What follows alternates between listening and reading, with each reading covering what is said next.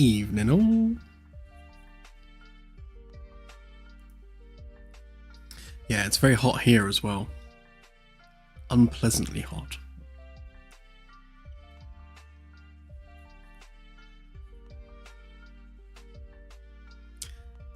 Thank you, Joe.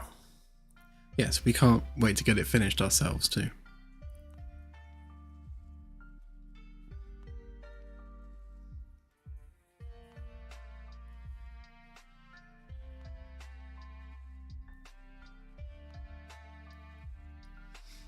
So, what have I been doing? Let's have a look, shall we? Where's the button? Everything's moved. I got some new monitors to replace my aging and dying ones, so I can actually see what I'm doing now. And I can actually read the chat properly without lines going through all the text, so that's nice too. And of course, because I've changed monitors, it's not set up to do the right screen. That one. There we go.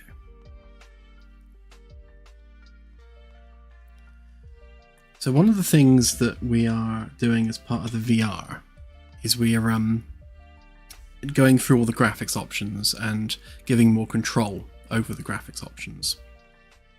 So what I've been doing is I've been experimenting with Lumen. So right now this is running on Lumen, and it's also using megalights. And it's also on Unreal 5.6 as well.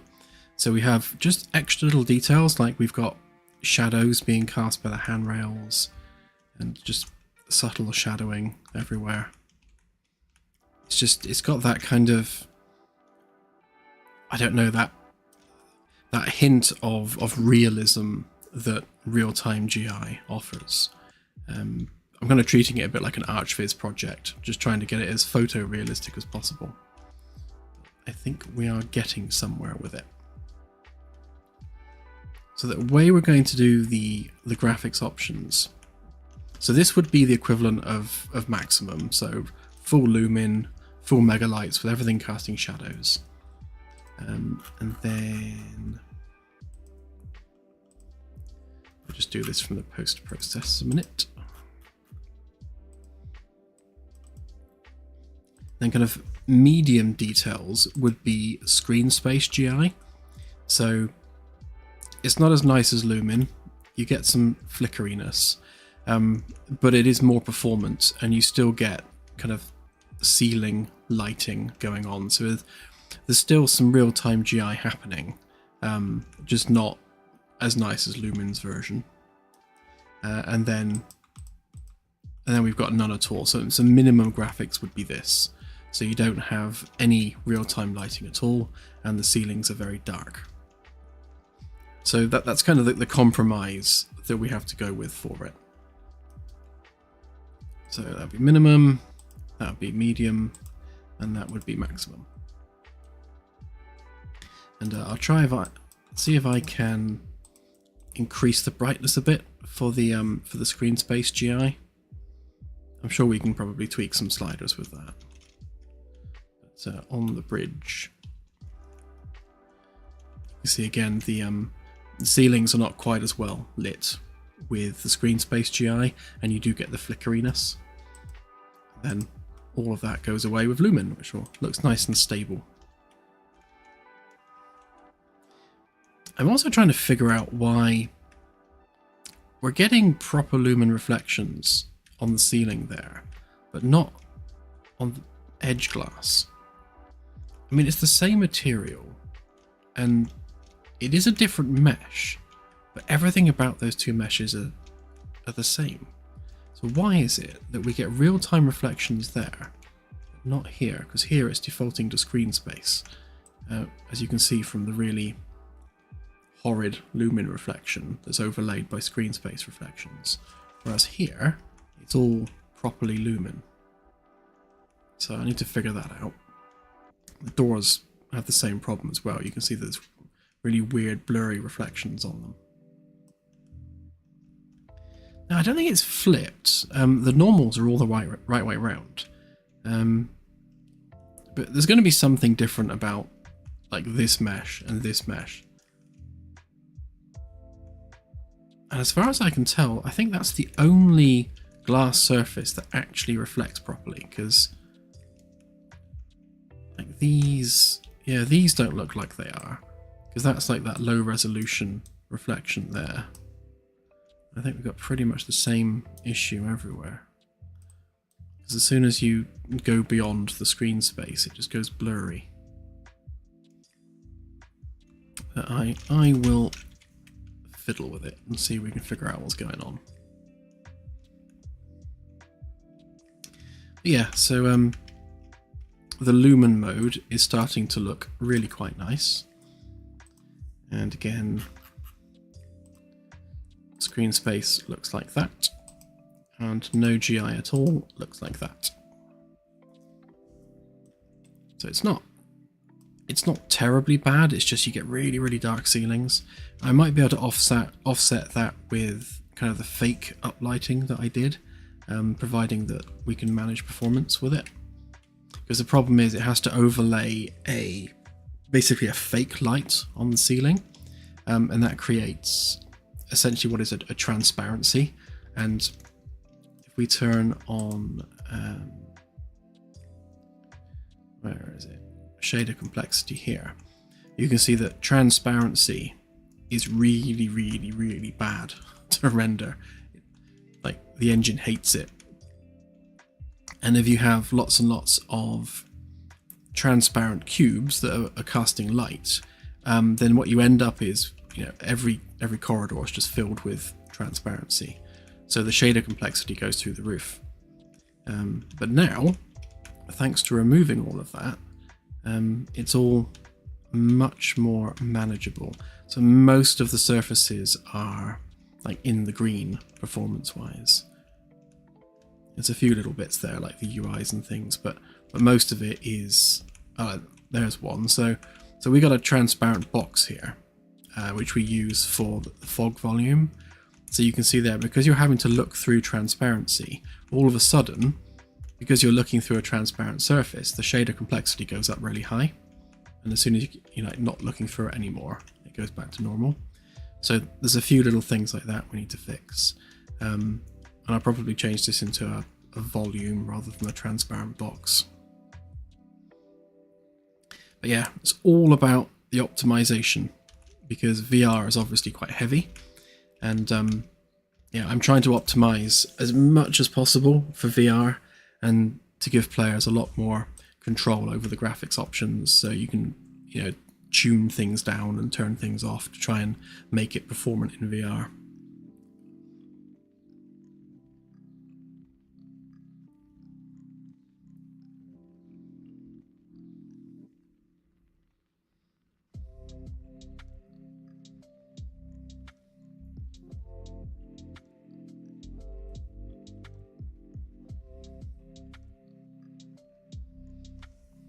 Yeah, when it comes to the brightness of the ceilings, I don't want them to be too bright.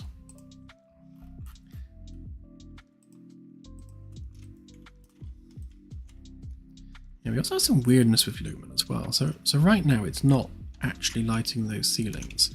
But if we like zoom out loads and then come back again, now it's lit. So we definitely need to do some work on the stability of Lumen to make sure that we don't suddenly lose our lighting. But yeah, progress anyway. And yeah, since I upgraded to 5.6, for some reason that's white now, and then for some reason this door's lost its materials, but there's always something, isn't there?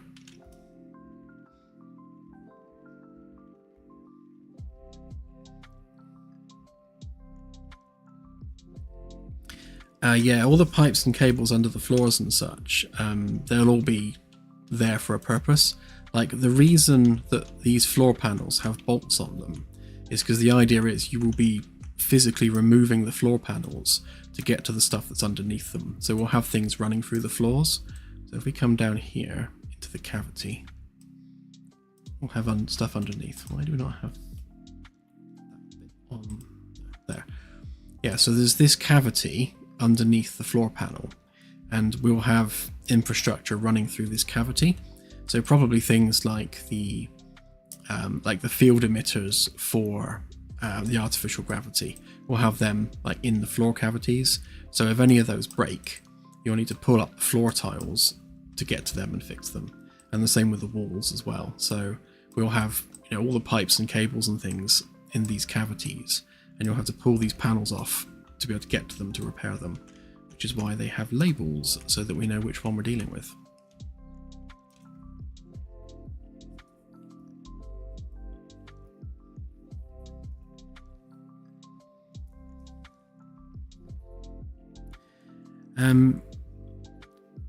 Yes, Arthur. So eventually we do want to do a cruise liner style expansion. So every time we do a DLC, we want it to be kind of thematically unique. So like the first one's about exploration, the second one's about combat, the third one's about trading. So having one that's basically managing a cruise liner where you're having to deal with like picky customers and stuff, that's kind of thematically a really unique kind of DLC. So that's definitely the sort of thing we'll do. So we'll do something like the Floston Paradise, where you've got this really nice luxury starship with basically just guests aboard, and the gameplay surrounding that will be just managing the guest experience and dealing with the hilarity that ensues. Probably a lot of influence from Avenue 5 and stuff like that.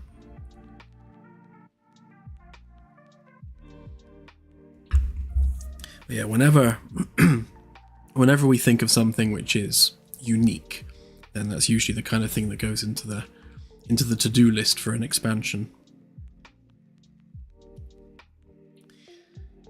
Anyway, so after the last stream, I went ahead and carried on just doing all the quad geometry because it's pretty dull to watch on stream, so I figured I'd just go ahead and get that done. So I've also done the engine mounts and kind of started blending them in.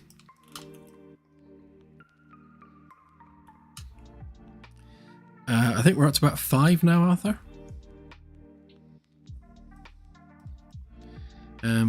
So if I just explode that a minute, so they're in the same group. So if we turn on subdivision, then the blending in looks a little bit like this. So you can see that they're molded smoothly into the rest of the outer hull. Still need to do the front bit. Haven't quite worked out how I'm going to blend that in yet. But yeah, so that's basically what we're going for. And I think looking at it, now that I've joined them up, I think I'll probably have this back section smoothed down, just in a gentle curve, rather than having this bump here. We'll just have it, you know, taper to a point at the back, and then we'll have to curve that off somehow. I quite like the idea of angling the back there, having a little lip, like a little landing strip, and then having the shuttle bay itself kind of indented. So if we have the angled back there, and then have that kind of form a lip as it goes round, and then we'll have the shuttle bay door and everything kind of within that lip.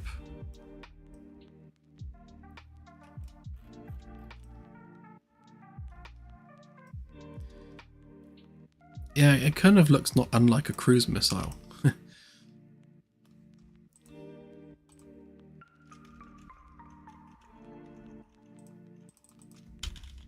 Yeah, so there's that. And the other thing I was thinking of, and this is perhaps a controversial thing, but it would be better if this was the bridge, and then we had the lounge and everything at the front. Now hear me out. I know that that's not what we were doing, but if we have the bridge at the front, then all you're seeing out of those windows is this. Basically, you're looking at nothing. Whereas, if this is the bridge at the top here, then what you're looking at is your ship. you can see the RCS thrusters firing, you can see the hull, and if you look out the side windows, you can see the engines and all the engine mounts and everything. And if we think about where the player will be spending most of their time, it's a much more interesting view out of this section than it is here. There's literally nothing to see but space out of this front section, and yet from this one you can see the entire ship. So it just makes more sense and just feels better to have that as the bridge.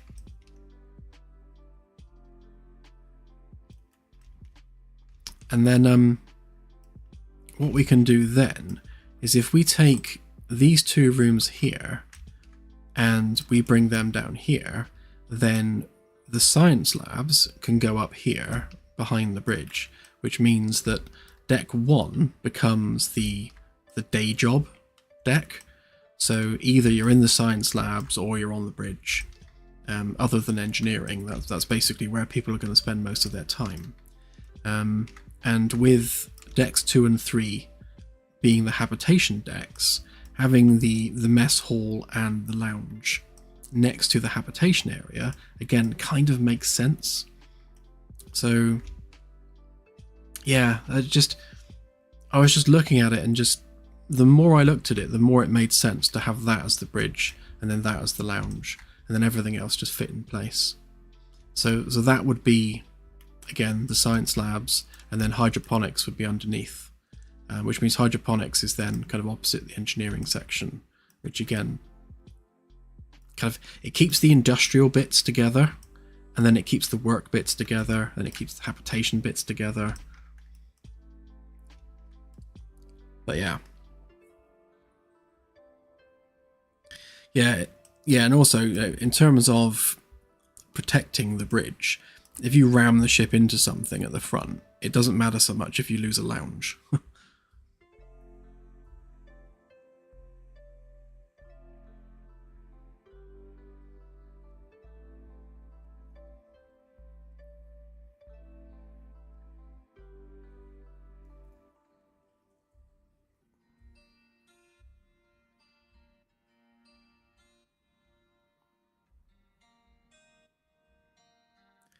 True. If you're in the lounge at the time, yeah, I'm sure that would be a problem. But yeah, so what we can do is we still have obviously the senior officers' quarters there. We get rid of that a minute. So either we keep that as stairs down into the lounge, or we can actually have them come up from below instead. So we could have stairs up into the lounge from that corridor. And then we'd keep this as just the officers' quarters there, because we could actually expand those rooms to fill this space and have a slightly bigger room. But we shall experiment with that once we start doing it.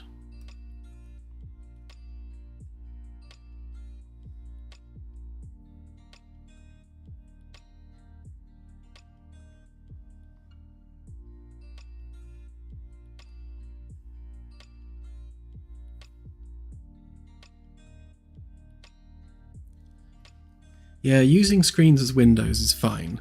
From a game engine perspective, that's actually quite performance heavy, because you have to render basically everything that's going on around the ship to a render target and then apply that to the window, which is difficult. So if you imagine having to capture a very, very high resolution 360 degree cube map at 60 times a second, then all of a sudden your CPU is dying.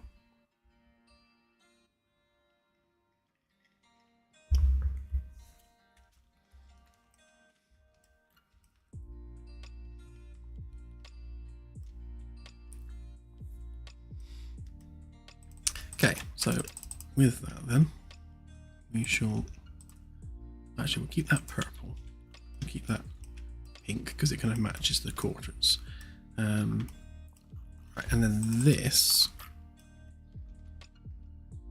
becomes science labs, so we could actually maybe have either we can do a corridor down the side and have 2 labs next to each other, or just have one large science area with maybe a storage room. Yeah, we do need storage actually, so perhaps we'll make this science lab with science storage. That could be the lab. That could be the storage room for it. Which means this room becomes hydroponics.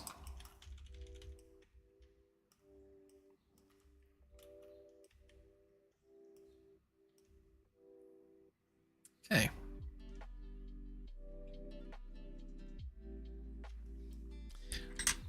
I like the idea as well of having engineering access on each deck. So what I might do is, like at the back of the storeroom here, we can just have a hatch leading through to the engineering stairwell, just so there's a way through, you know, from deck 1.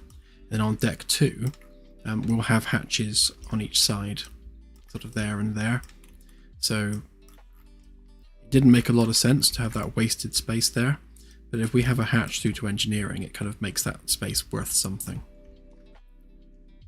So then we've just got, you know, access to engineering no matter what deck we're on, and then we'll keep this engineering hatch here as well to get through to this area. So basically that'll be in the lounge then. So the edge of the lounge will just have like a maintenance hatch, but we can hide that behind a cupboard or something.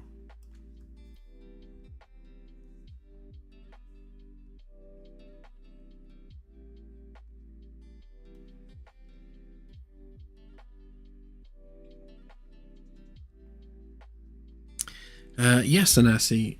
So at some point in the future, we'll just do this on Sundays, and on Wednesdays we'll do, you know, the main patchwork. But at the moment, I'm working on VR, and there's not a lot to show. Well, not a lot I can show on stream when I'm working on VR, because it's mostly just me sitting there with a headset on. So it just makes more sense at the moment. Until 226 is done, we'll just carry on building this on stream instead. Both need doing, so makes no odds really.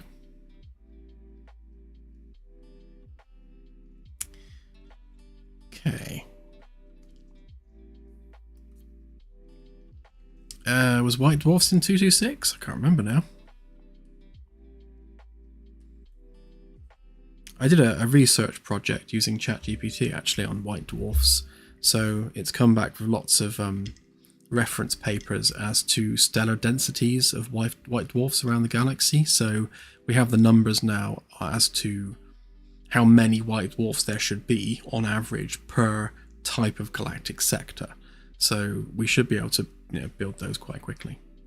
All I need to do really is make an actual visual model of a white dwarf, and then we've already got the, you know, the data for it.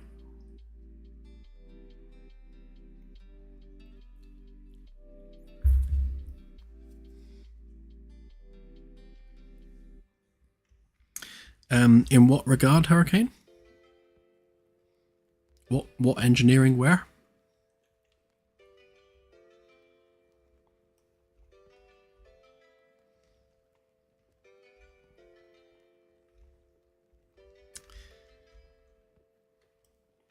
Well, for this ship, yes, I will be.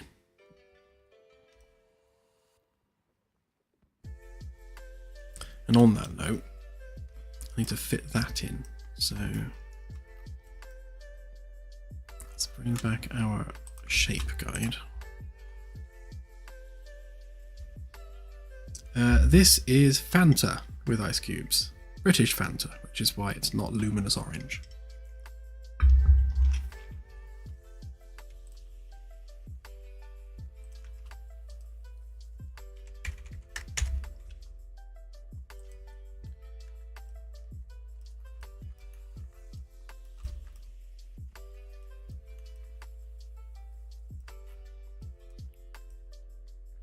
Yeah, it has actual fruit juice in it. Shock.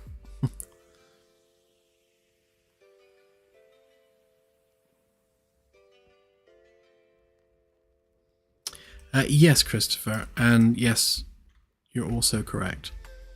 It's it depends what deck you're on as to where the entry and exit points kind of rotate to. Right now we're doing a 180 rotation as you go down. So either we're going to have them only on one side, or have it so you spiral down. But we'll nail that in stone once we've once we start working on the interiors. But before we can do that, we need to start cutting up this hull. So basically this is a job that happens in stages. So the first thing we need to do is define the outer skin. And then once we've defined that, we can then chop that outer skin into sections. And then we extrude that to thicken the skin. And then we can start adding like proper walls and things to that with the actual like the proper cavities and things. But we also need to make sure that we have the right shapes on here as well. And also kind of decide how thick it's going to be for the hardware.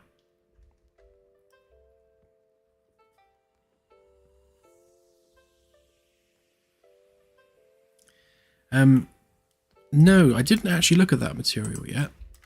I was going to, and I definitely will, but no, I haven't got around to it yet.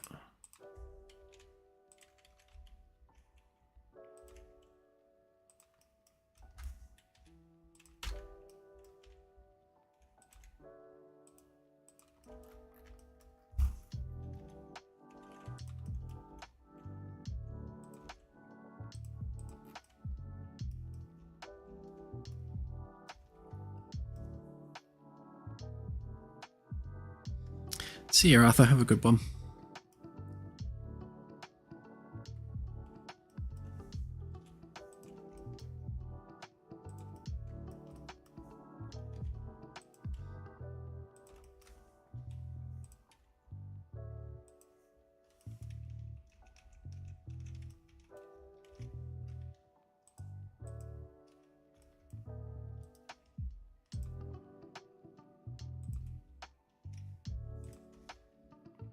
I think what I'll do is I'll kind of subdivide these down a bit more so that we get kind of a nicer shape.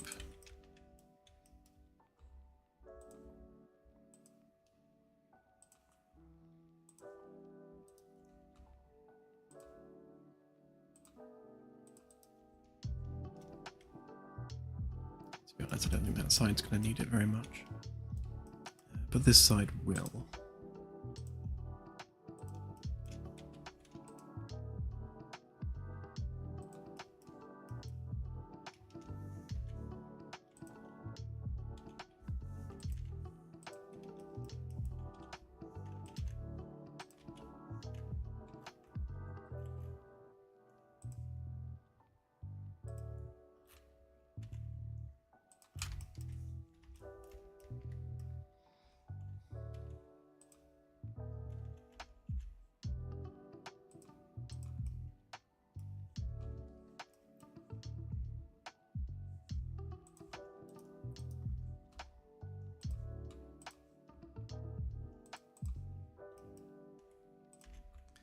Basically, I just want to make sure that we retain our nice smooth curve once we start chopping this up into quads.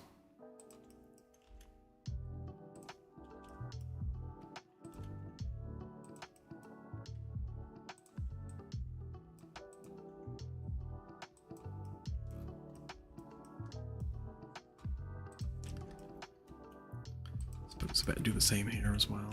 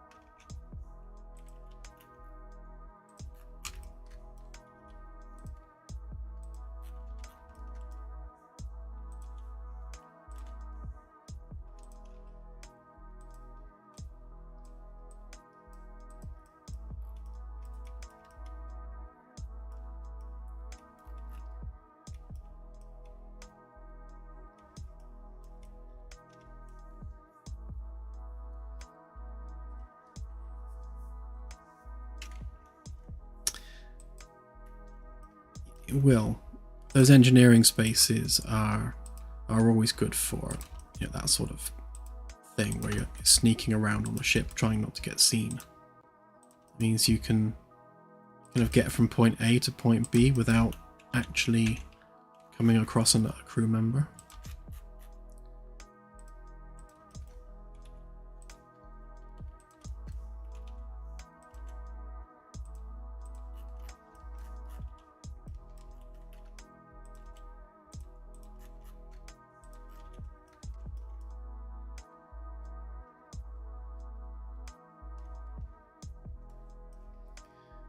Okay.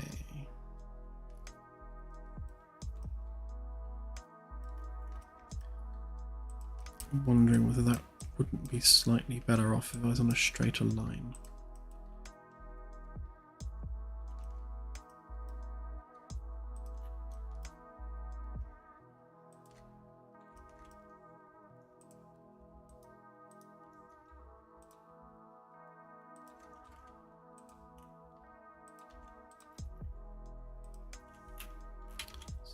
Be there and there.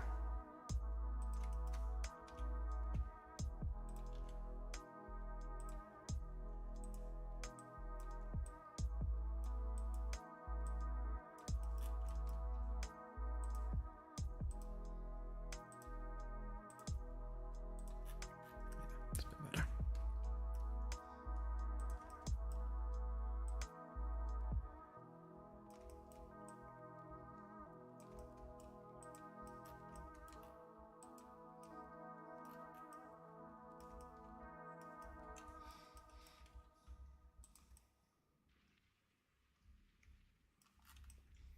So something else I want to do with this is I'm very conscious of the fact we have just a simple rounded edge with no real detail to it.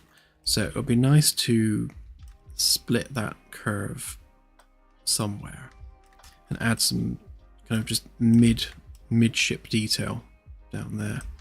I like the idea of having some heat sinks from the weapons down the side. So that's probably what I'll do here.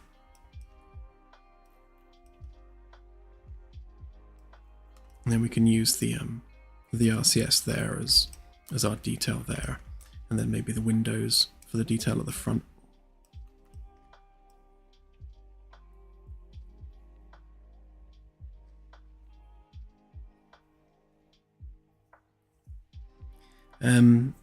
It depends on the size of the ship, Drycan. So the smaller the ship is, the more we can have concurrently running within the game. Something this kind of size, I would have thought at least 2, maybe 5. I mean, when you compare them to the size of the Magellan, I think you could get quite a few in the game without running into kind of object count and VRAM issues. But yeah, it's really down to the size of the vessel. Something the size of the Magellan, I don't think we'd have 2 of them at once. I don't think the game could handle that. But smaller ones, yeah, why not?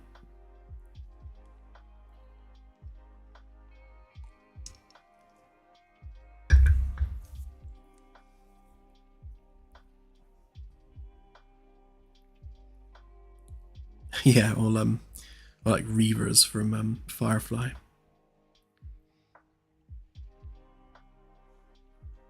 Thank you, the Southmaster. Glad you're enjoying it.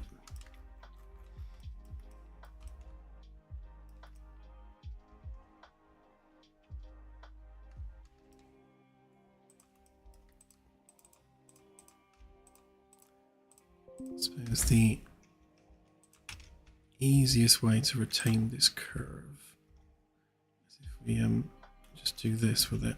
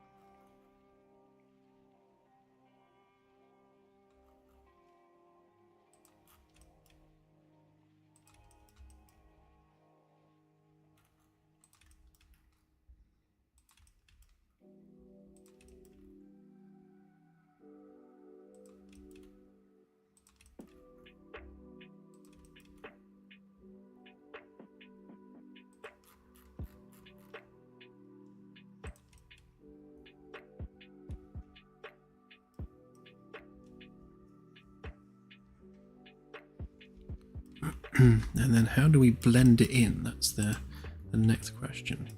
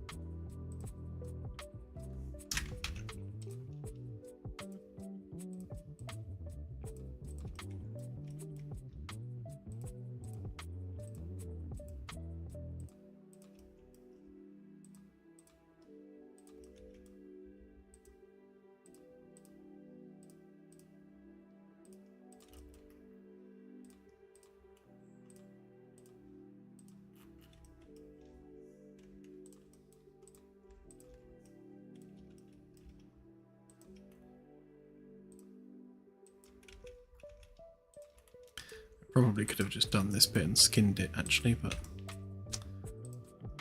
started, so I'll finish.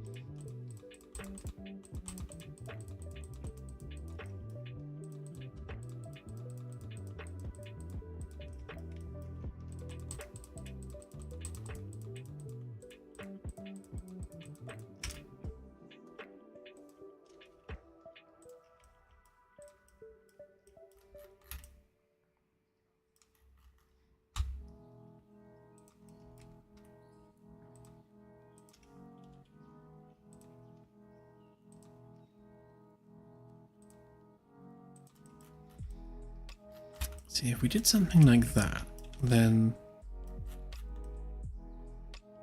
well, that might work, to be honest, because it's going to pull it in a bit. So then we'd need to kind of do something like this.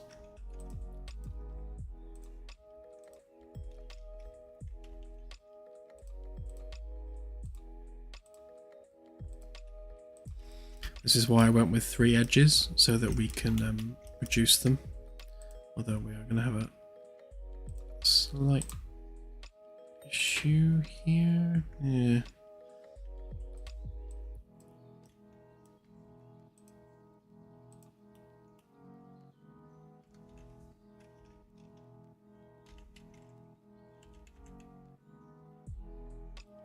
Something weird like that.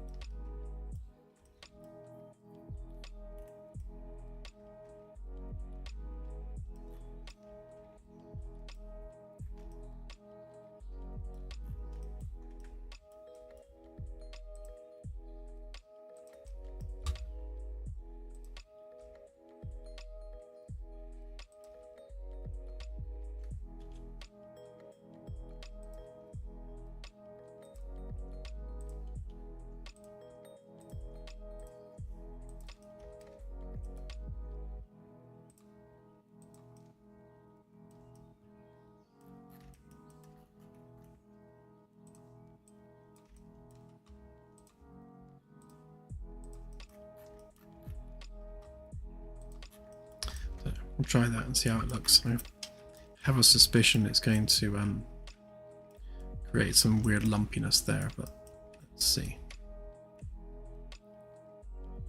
In fact, I'm sure it's going to make a weird lump. Just remove that a minute.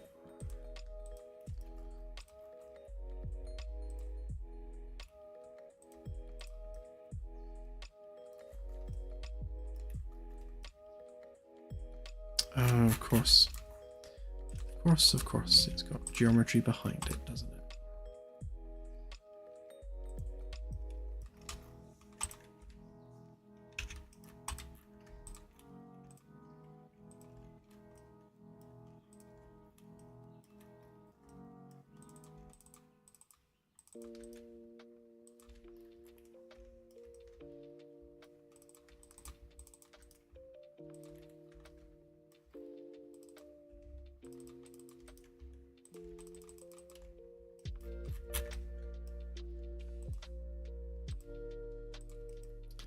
Right, let's try that again.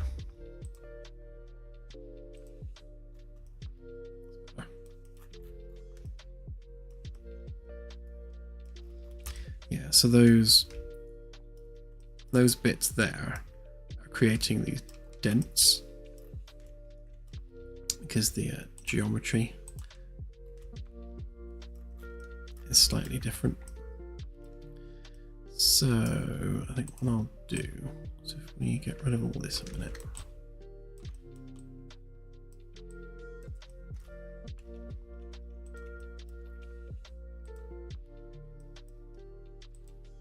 Let's see if we can't make it a bit more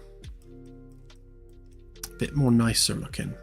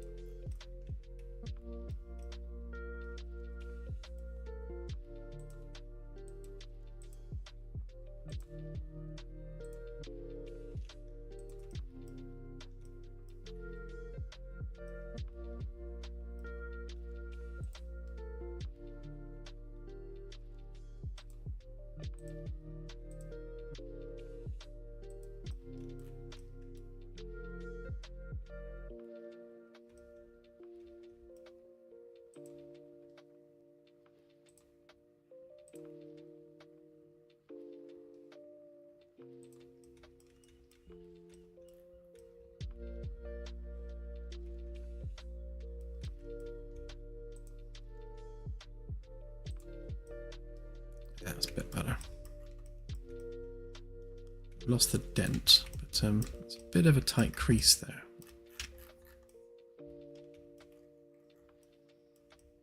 I guess the question is how big do we want this section to be? Because once we start putting the player in it,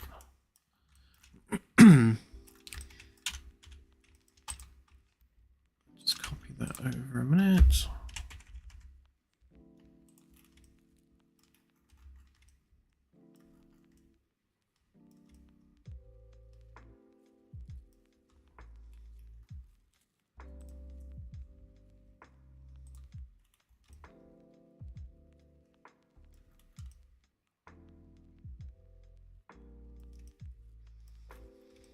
Yeah. Maybe we can have it angled down ever so slightly.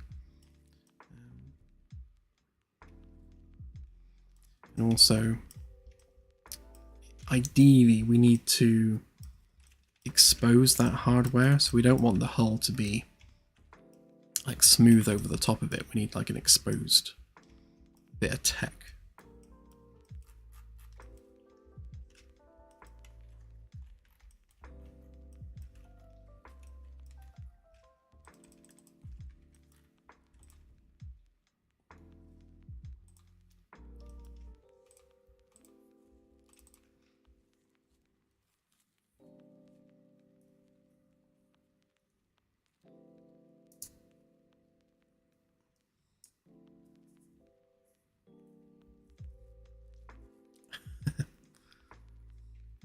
Hey, Oni Nani.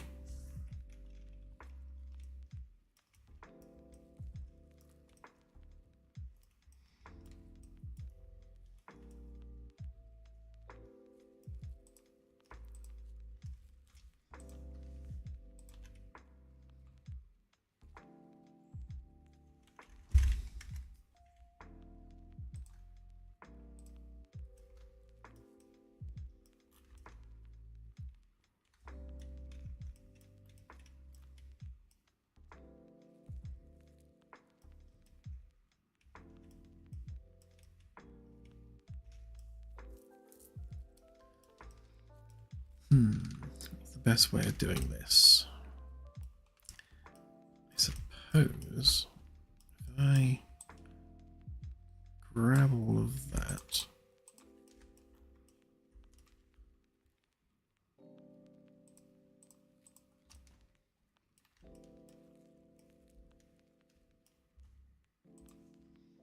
And we can do something kind of.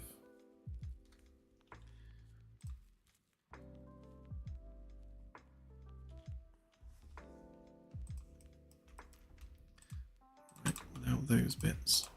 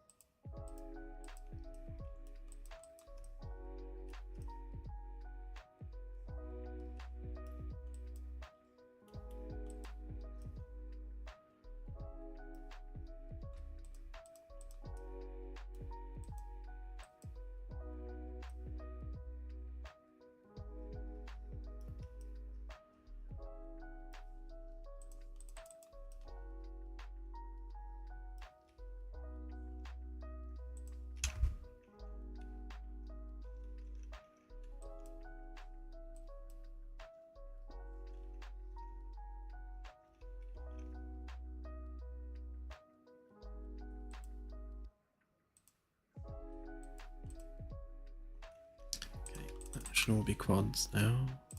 Oh, there we go.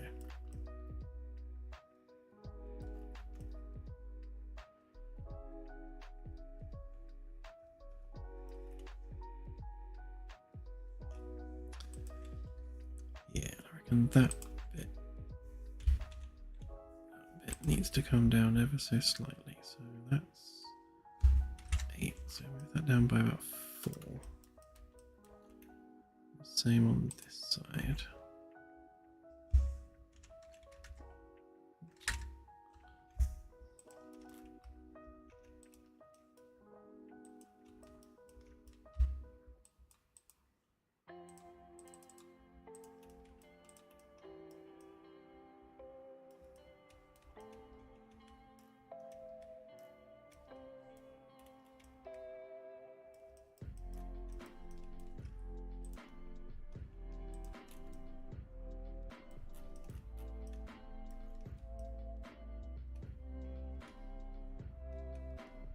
Just gives us a bit more of an angled section there.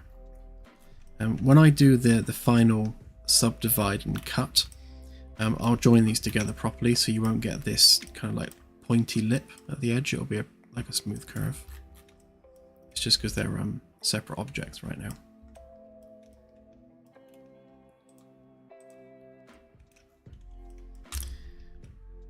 Right. Yeah, let's get the front bit done a minute.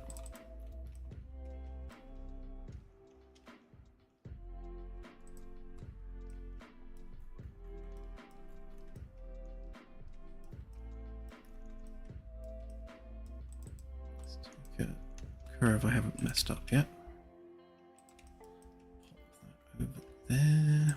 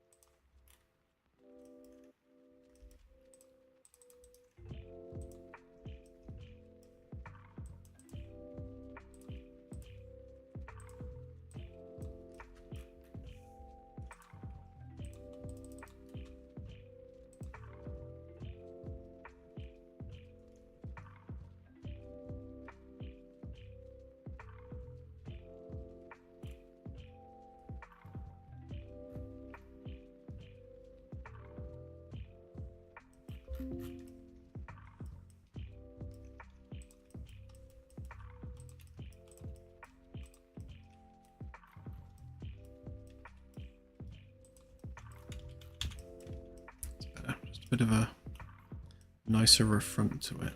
Does that stick out slightly?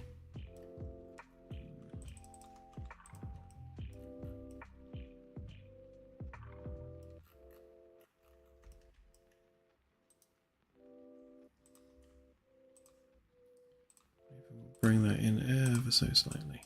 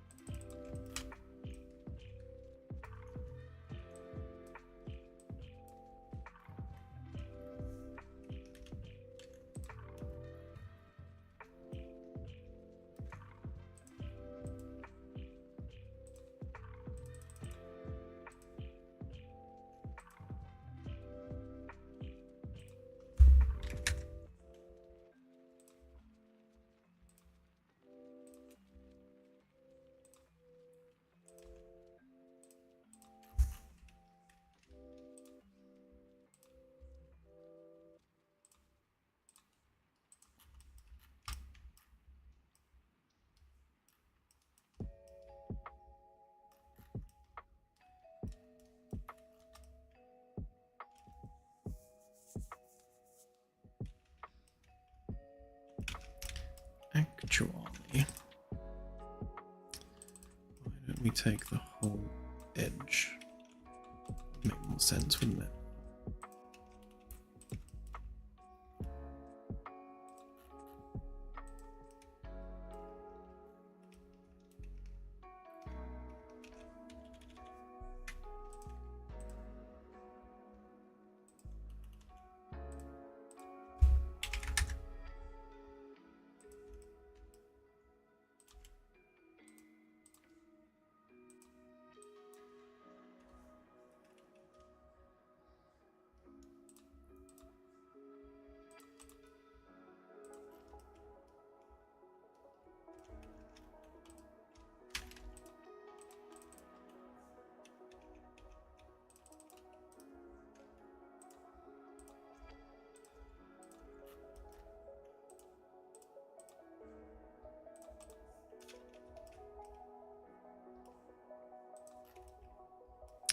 Right, and all we need to do is just make this align with that.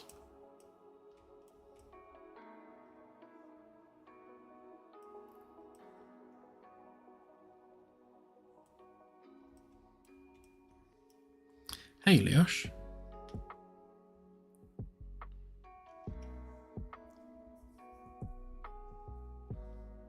Thank you, Nurad. Appreciate it.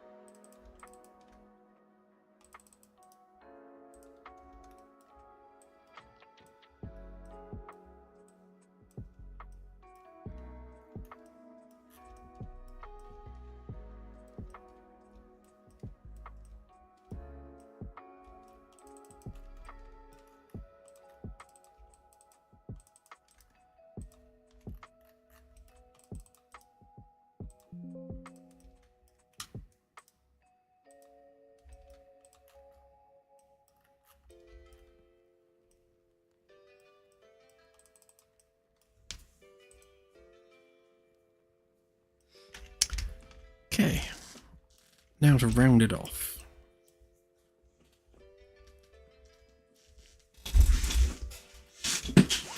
Yeah, it's true actually. That would look quite good.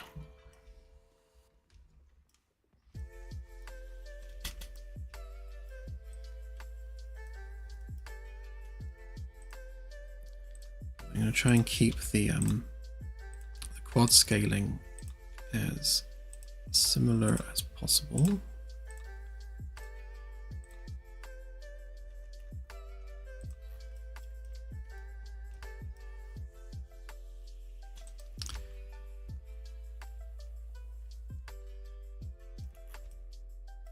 There's the center line, is that?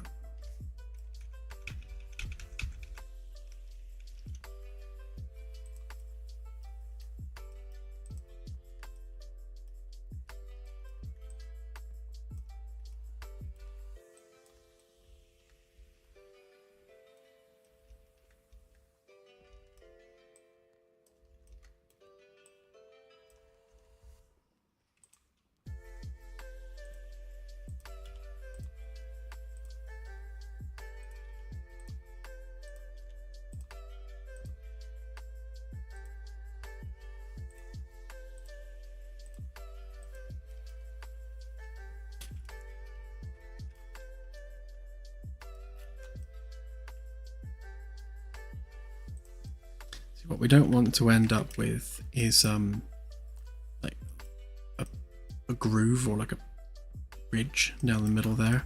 So we just need to make sure we round it off nicely. I think probably have to get rid of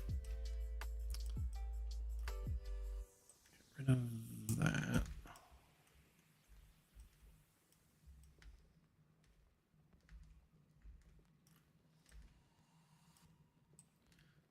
That.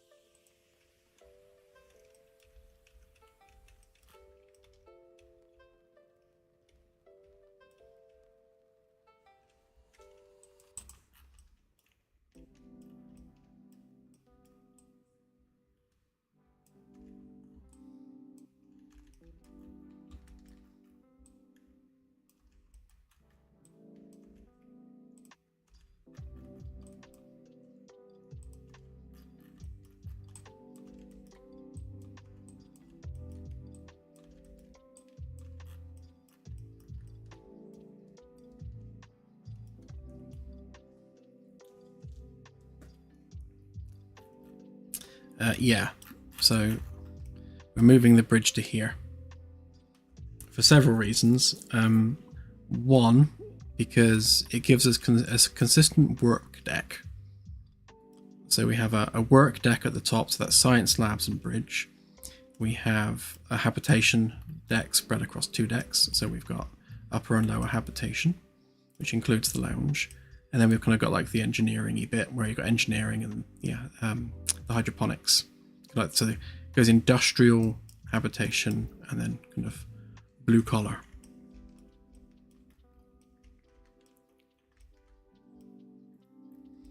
Yeah, to be honest, my main motivation for swapping it round is that I really don't like looking out of a window and not seeing the ship, because you really kind of lose the sense of being on a ship when all you can see is space out the window.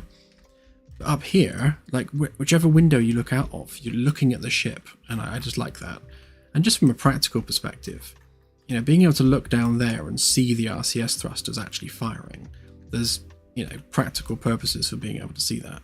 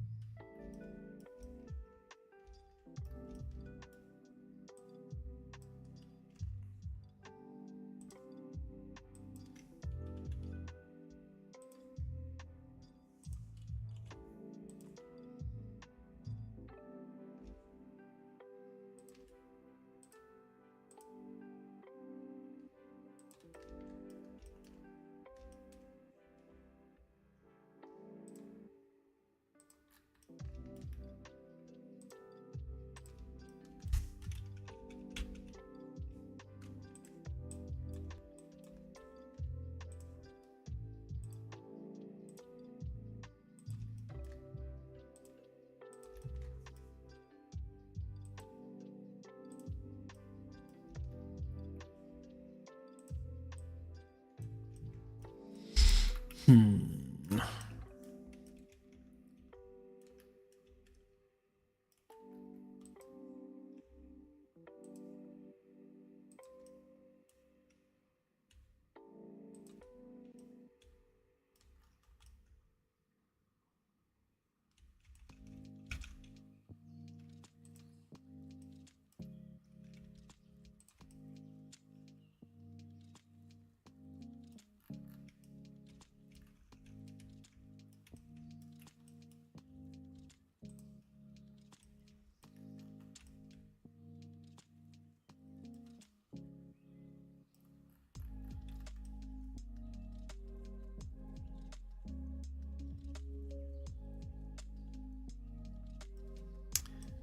Oh, I suppose that's a fair point, actually. We're that comes down in a gradual curve, and we're kind of breaking that by having that come round the way we've done it. So really,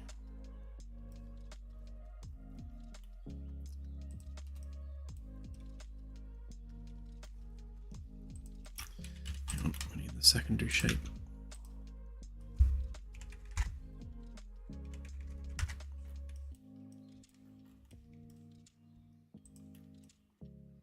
Yeah, we're kind of way off of our curve there, so that needs to come down a bit more.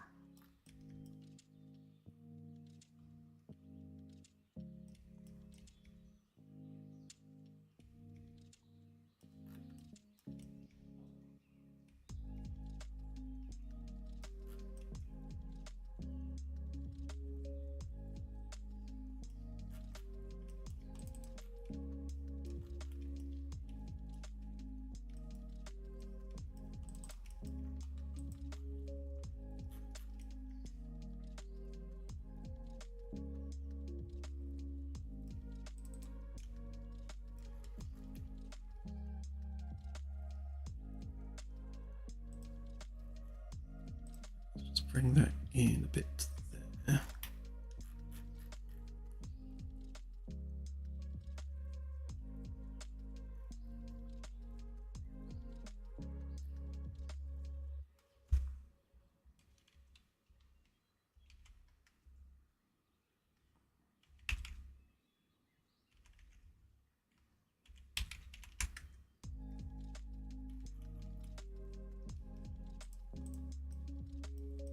That's enough.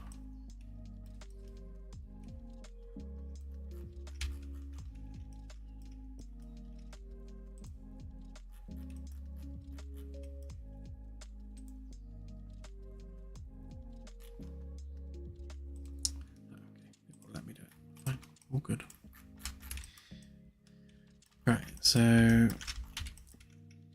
what we'll do then is we'll do the same as we did with these ones, and then also rotate them.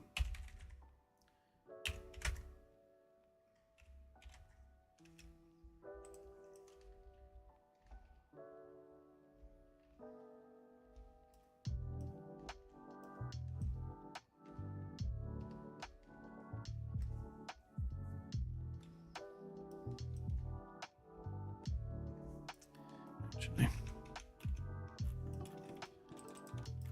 another thought occurs. Kind of need to stretch that out, don't we? So this really needs to stretch out to there.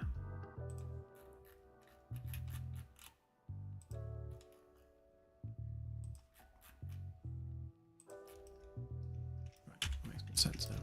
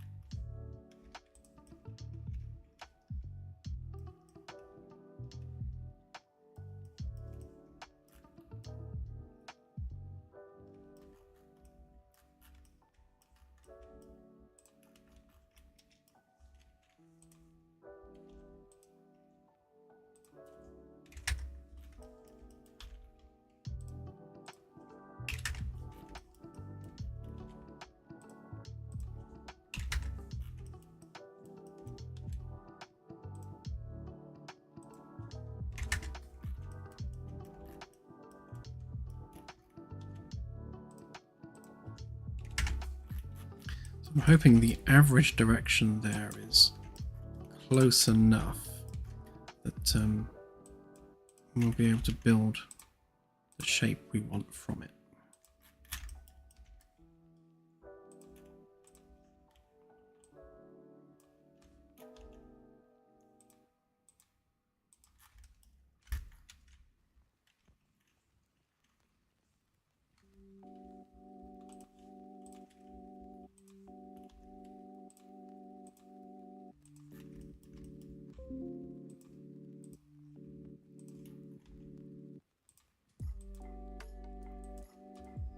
Sorry, I think that was my email then. Yeah. Always forget to turn that off. Did I mute myself on Discord? No, I didn't. Lucky we didn't get any pings.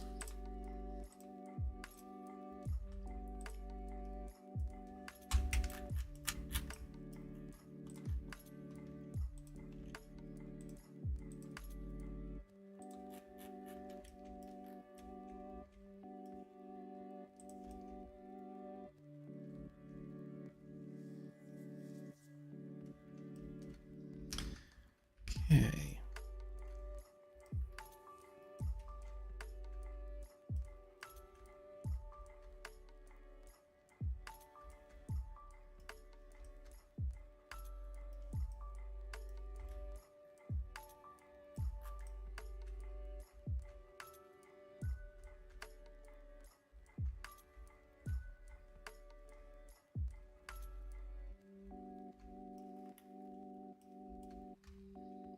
I think it would be probably good to include another one midway between these two. So that would be there.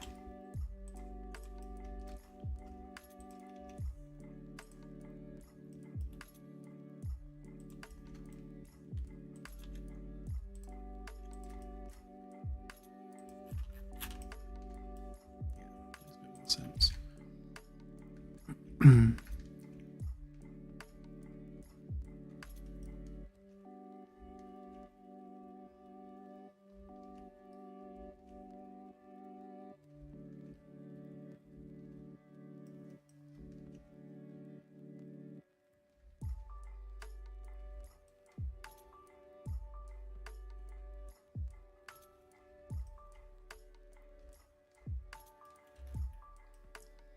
It's because of the angle of that one and the angle of this one. So it is in the middle, but only from that perspective. Ideally, what we need to do, to be honest, is measure or split this into an equal number of segments. So 2, 3, 4, 5, 6, 7.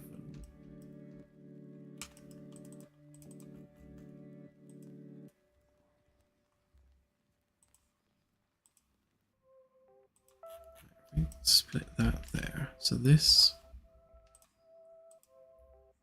bit here, assuming you didn't select anything else.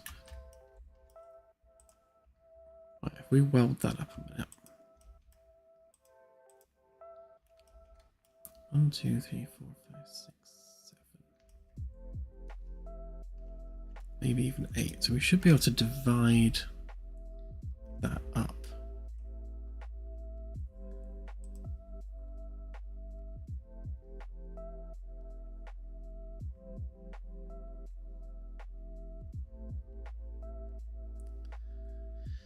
I think it was one of Fredo 6's plugins where you could divide a curve into equal segments.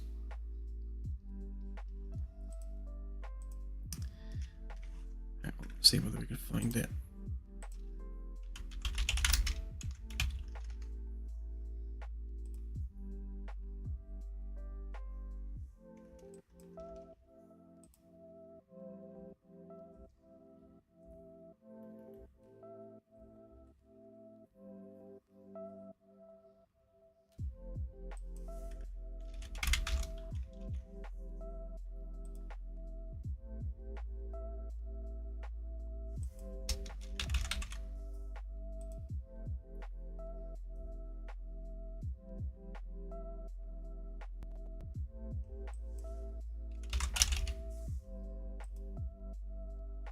might have been that one actually.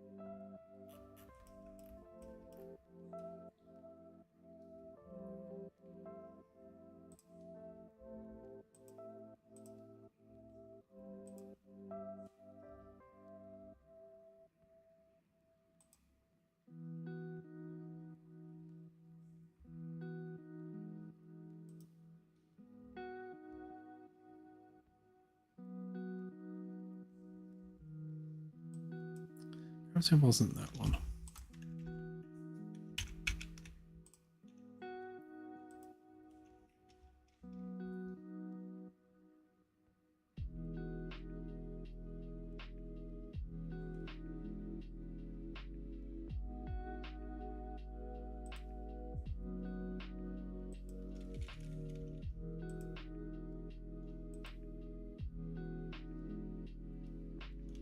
Yeah, no, that one does it. That's helpful.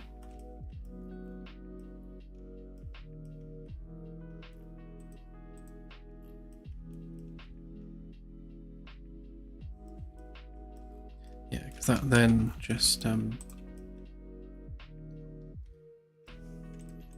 creates, oops,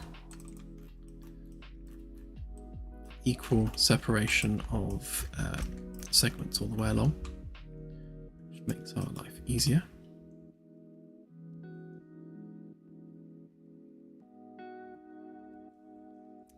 Yeah, the stock divide tool doesn't support curves, annoyingly.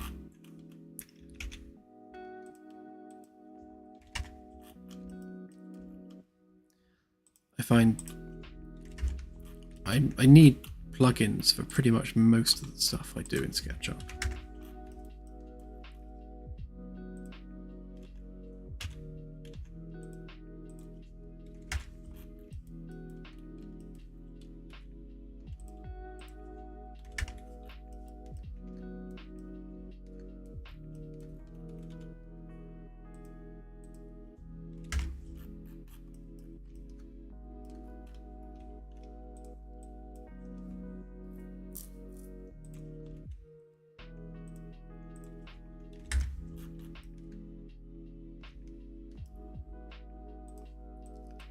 Right, so that should give us a more equally spaced out array of segments.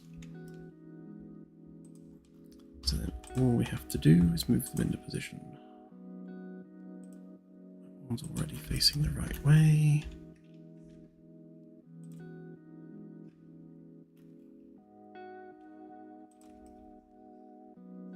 So that one.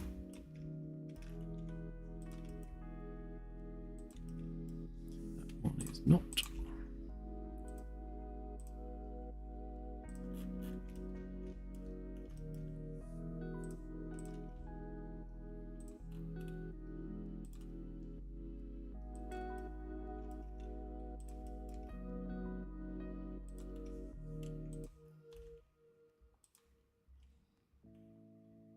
Wow, thank you, Cupcake. Very much appreciated.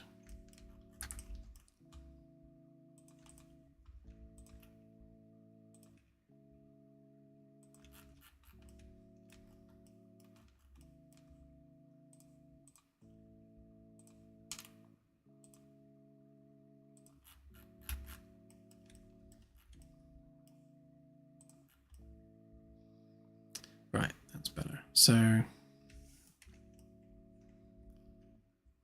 it's still not perfect, but it's perhaps better than it was. So just need to kind of reconcile these together somehow.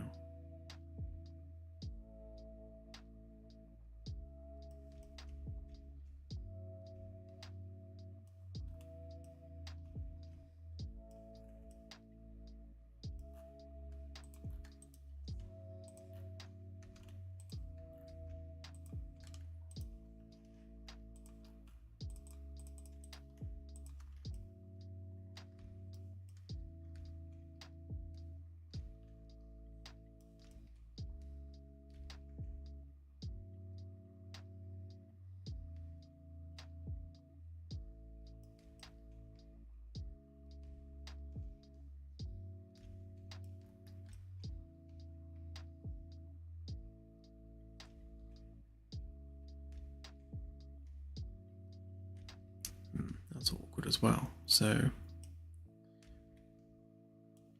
it extends beyond the level of the curve. Let's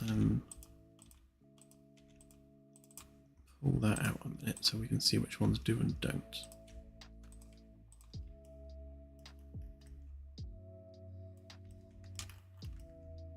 So it's basically those three.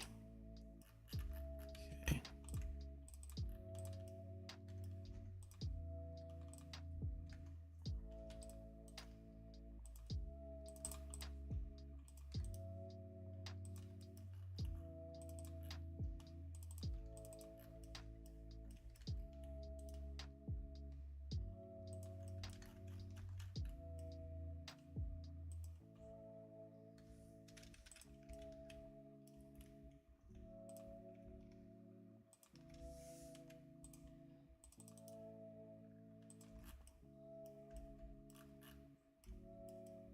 So that's basically the limit of how far that can extend.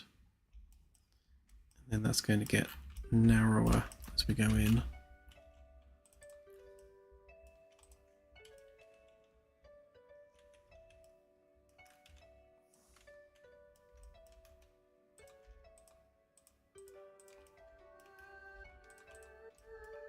Let's make all these ones unique a minute.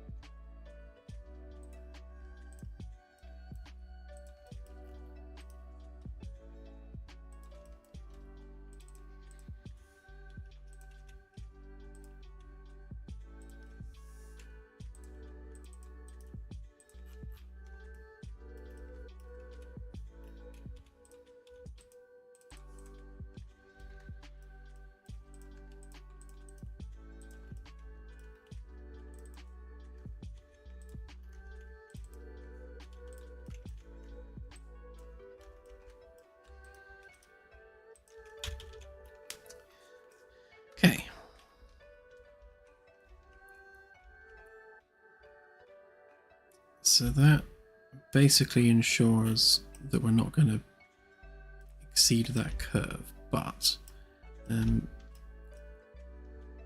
yeah, those ones are going to have to smooth off. I might be able to do that just while I'm doing it. Let's grab a copy of those.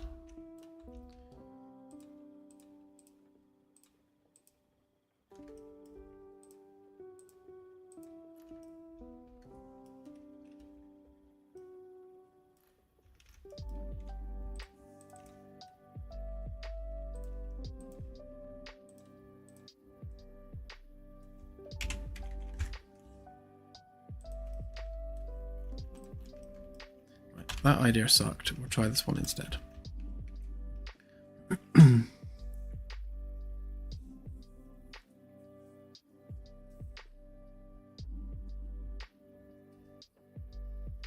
Ooh, new rad as well, thank you. Angled towards the door.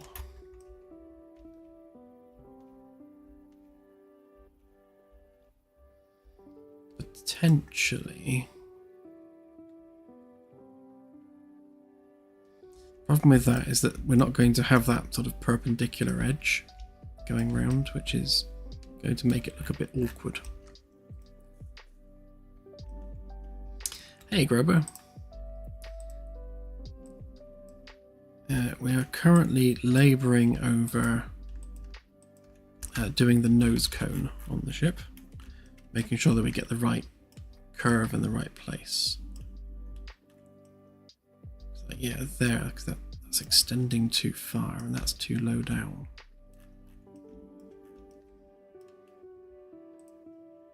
I think we're okay on this part. So just grab that a minute.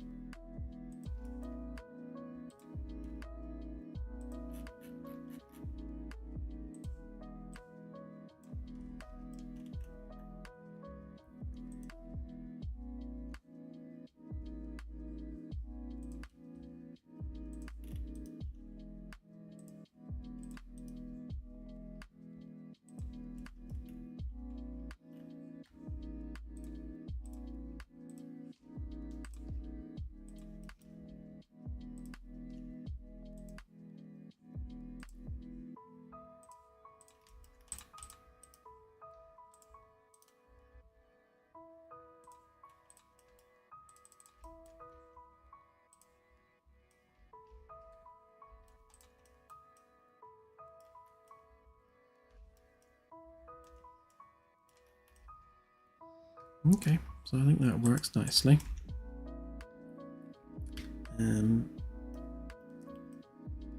So the challenge is going to be carrying this bit round.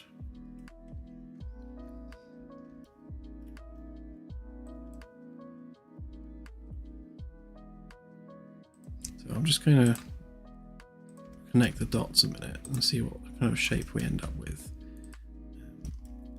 Not expecting anything great.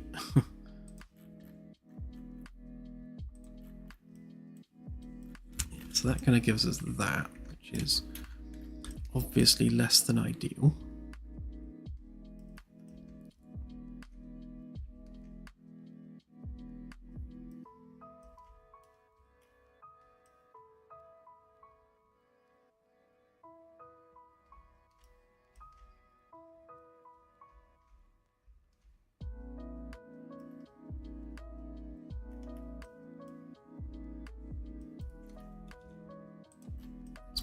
Kind of really need to just maybe just play it to eyeball it a little bit.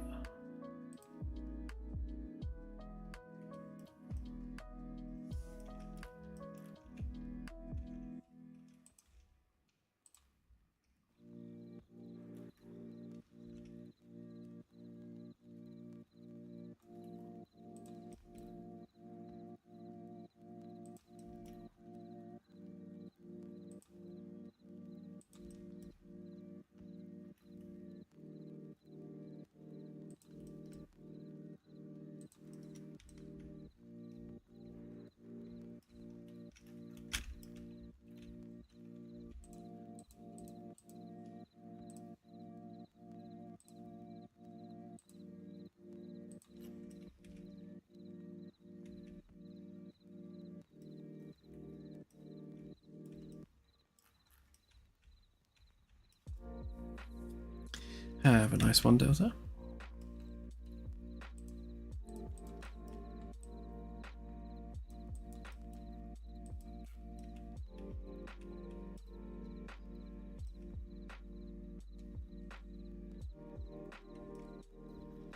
Yeah, so that kind of needs to move up a bit, really. Move that one.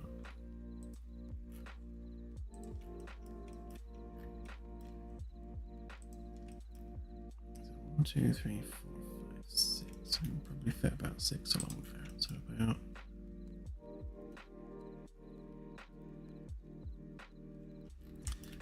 actually, if we split it to 200s, 200, which is our frame size anyway.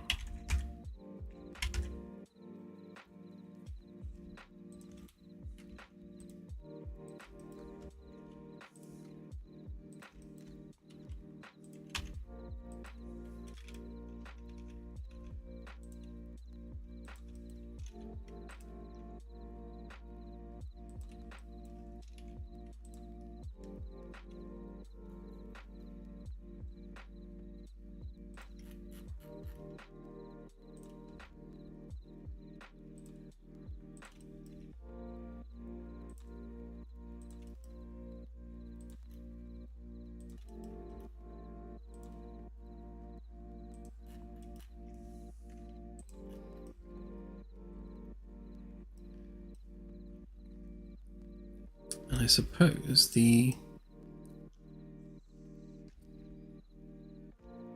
best way to do this, if we drew a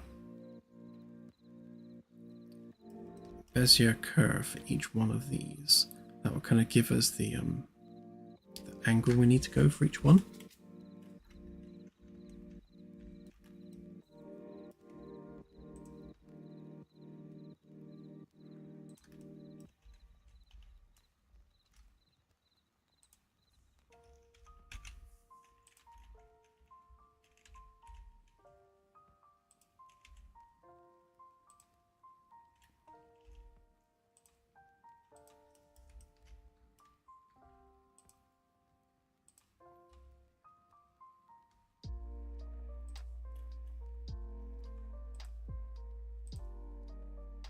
So for each one, basically do that, and that should give us our curve. So that's that one.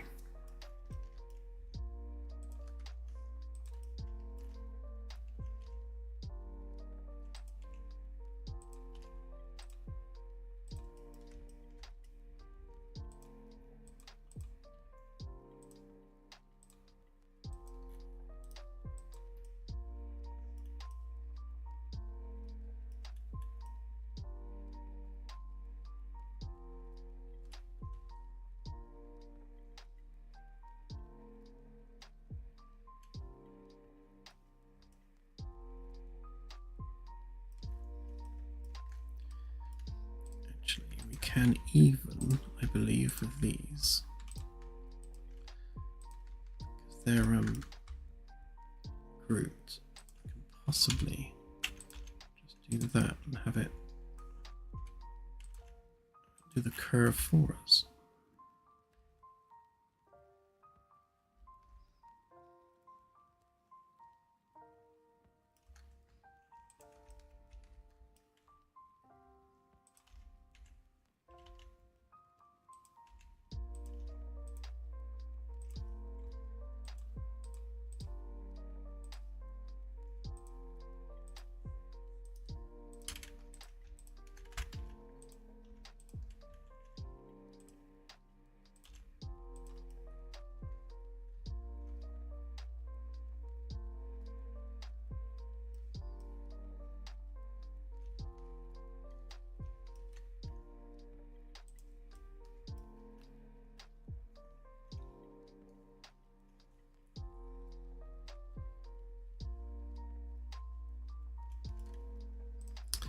Yeah, well, we'll keep going with this and see what we end up with.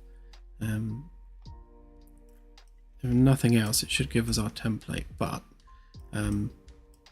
as you can see, it's already losing our angle. Right, right, yeah. So what we need to do, because we can solve this. We need to go down to there, down to there,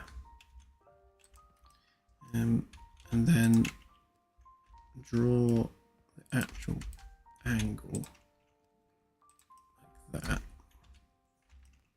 And then when we draw our curve, we're actually drawing it to the existing angle, so we're kind of obeying that path.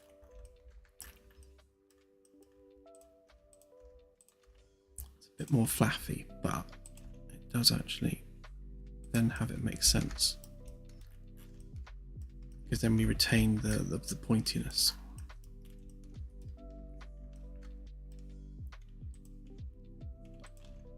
So that one there, that one there.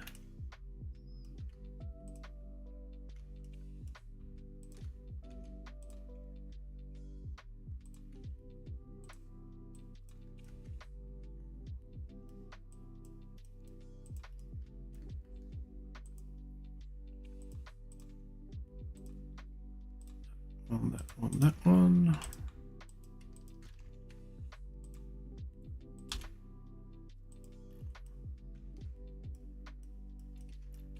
Yeah, that's better. Much better.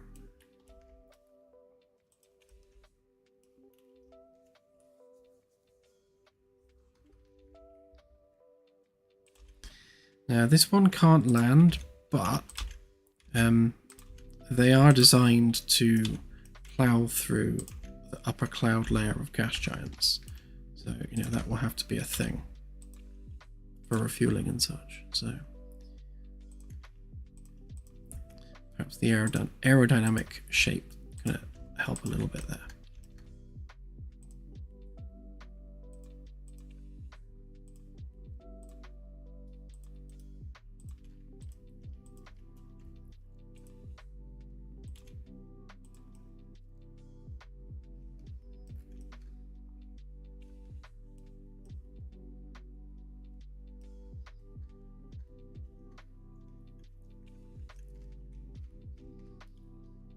Way smaller dry can. It's about the size of the Magellan's engine pods. Like one engine pod is about the equivalent of this ship.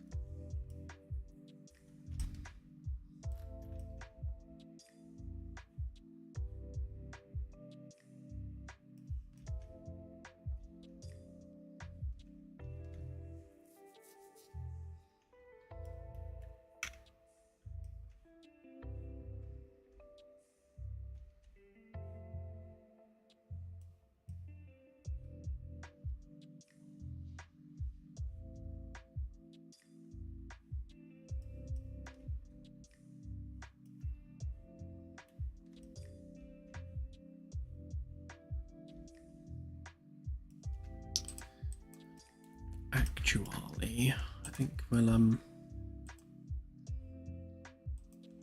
because if we're keeping this flat curve around there, if we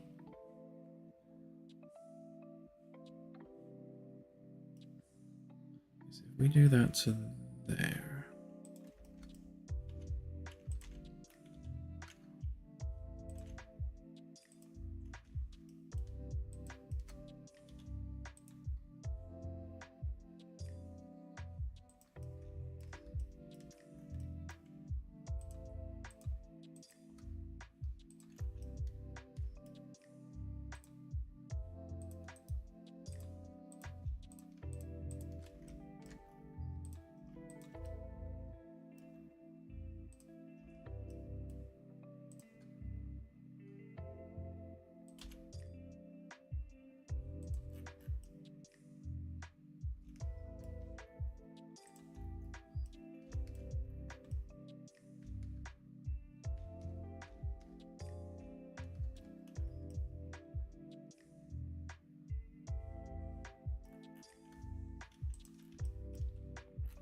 That works, because then we can,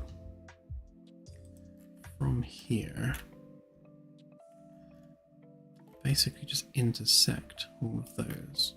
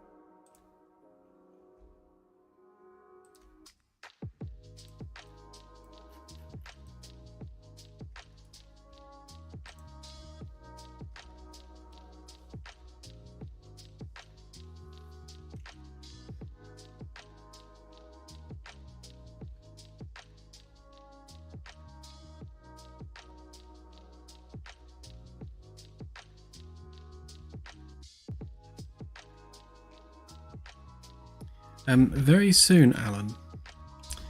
So yeah, this is the Caravella, so it's not the captain's yacht. Captain's yacht is one of the ones we'll be doing. Sorry, Admiral's yacht. It's one of the ones we'll be doing after we've done a shuttle. I think we'll do this one, then we'll do a shuttle, and then we'll do the Admiral's yacht.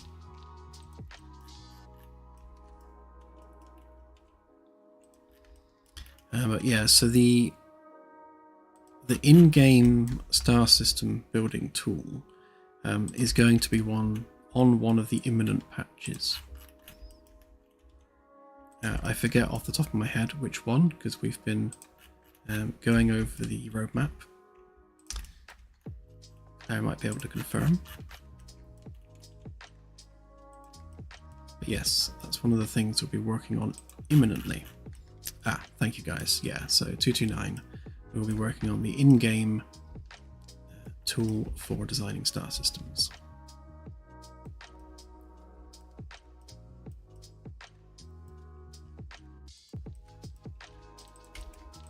And that'll be for everybody, not just backers. So you'll be able to design star systems for use in your personal saves.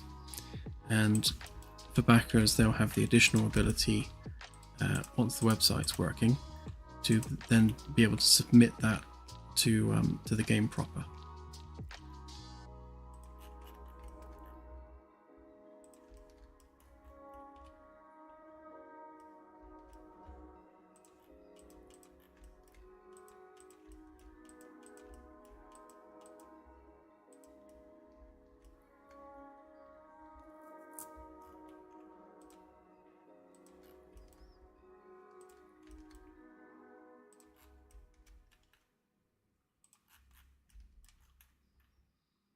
Yeah, so for the last demo update we just did, some of the data there for backer star systems is already included, so we added that to the data structure. So we've kind of started the process of preparing for that.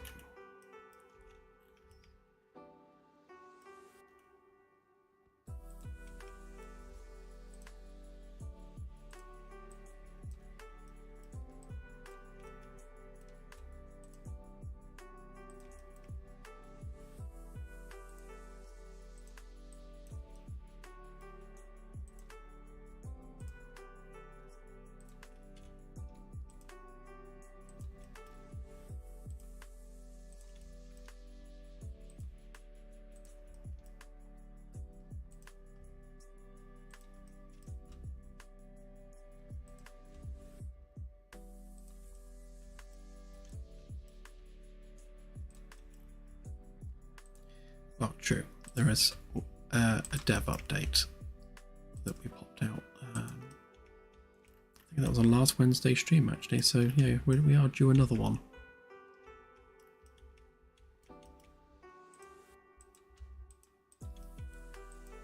Just change the triangulation on that a minute.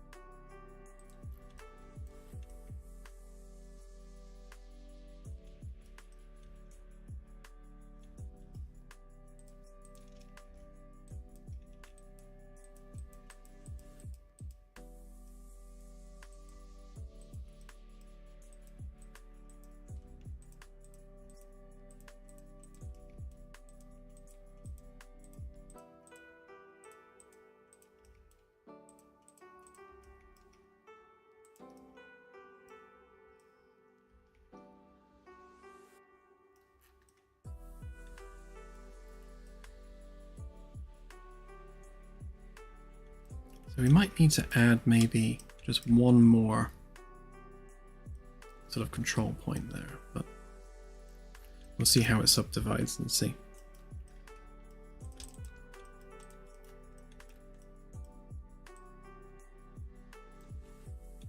I reckon this can go. Get rid of that. Pop it on there.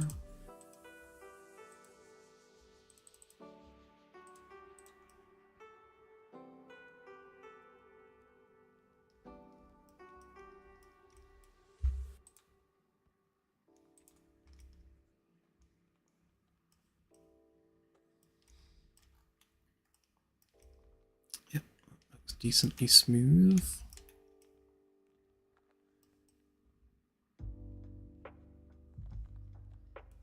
That'll pull in once we've got the geometry joined up.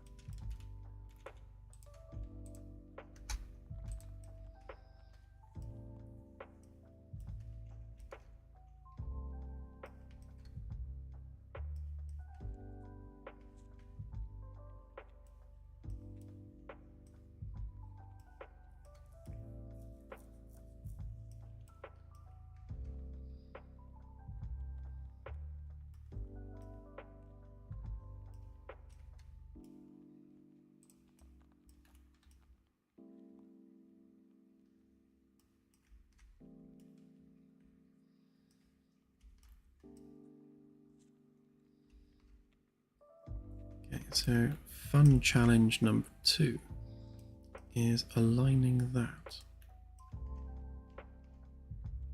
So I'm thinking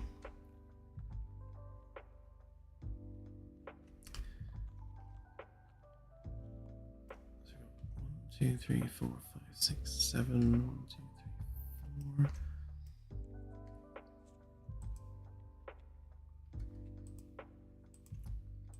So if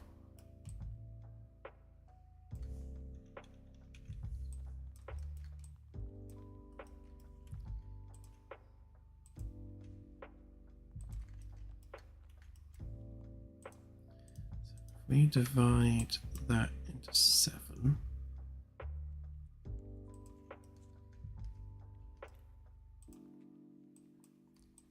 reasonably weeny, but you can move them along a bit depending on the scale there.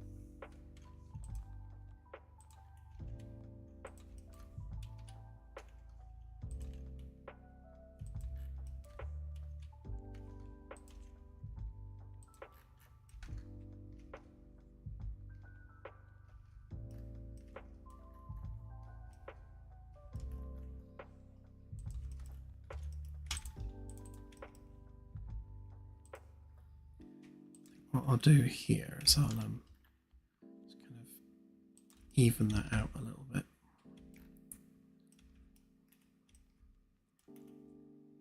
Maybe even the same there as well. Just even out the curve. Make it not quite as harsh.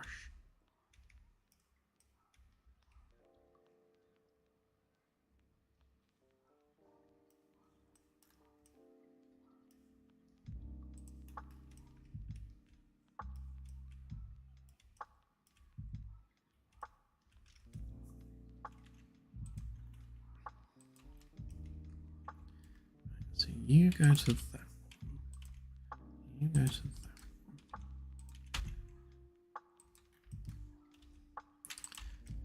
And so on and so on.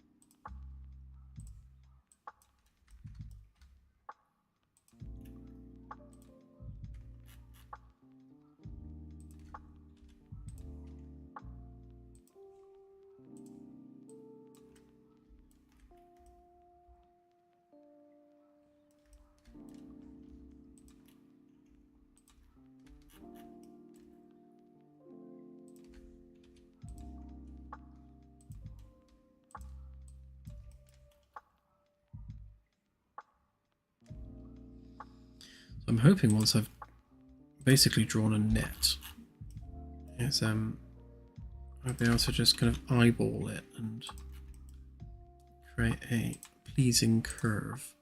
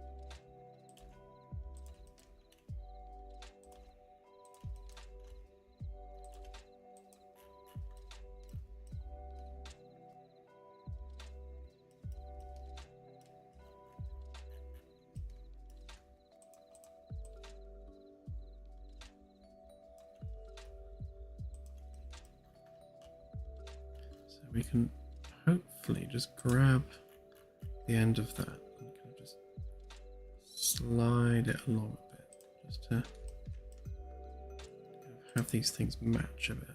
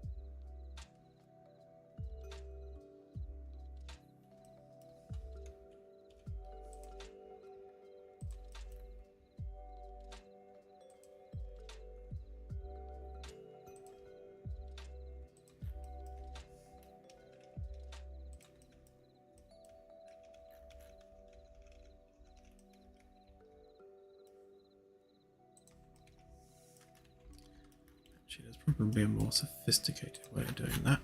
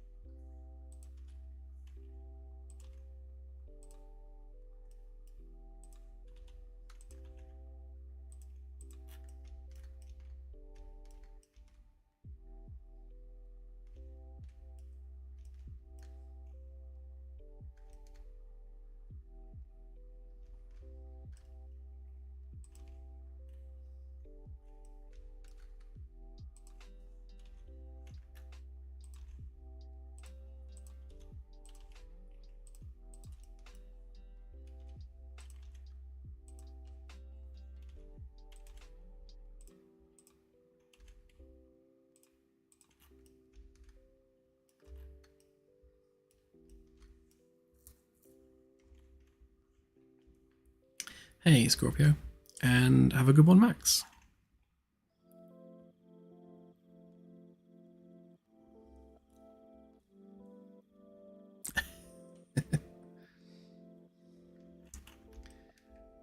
Yeah, is that my concentration face?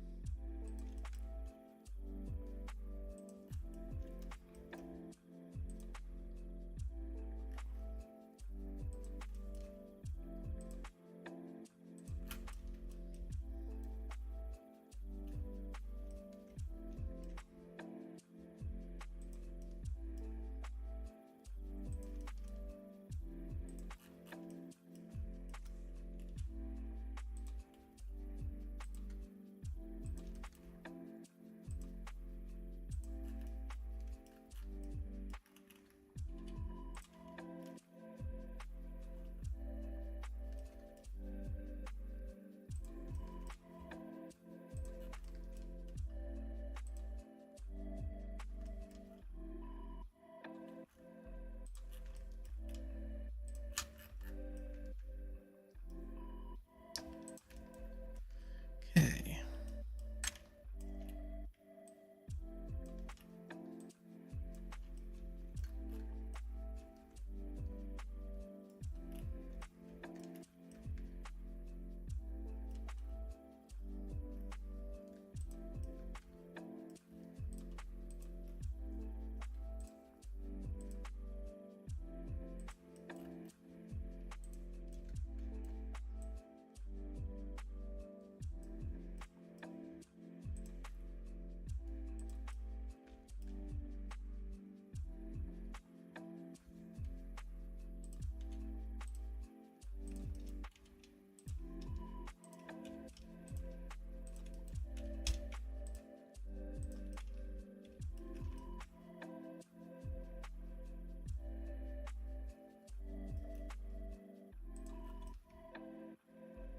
Yeah, I'm not sure what's going on there. It's, I'll have to blend that in a bit.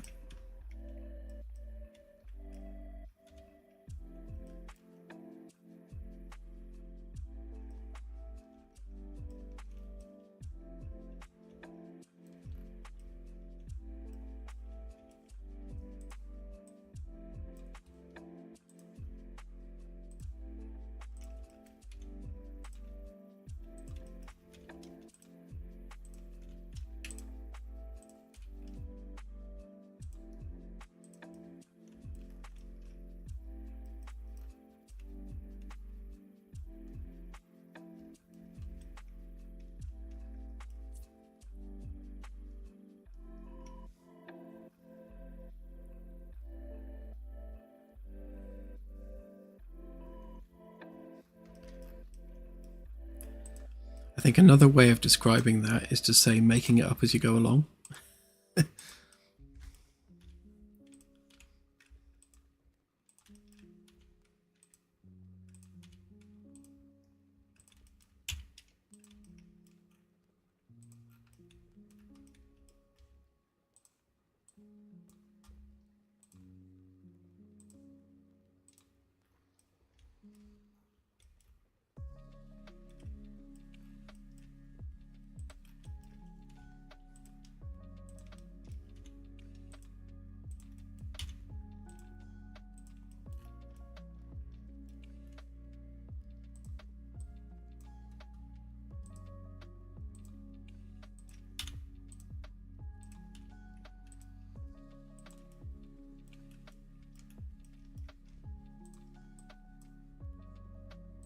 Looks a bit like a drunk spider web at the moment.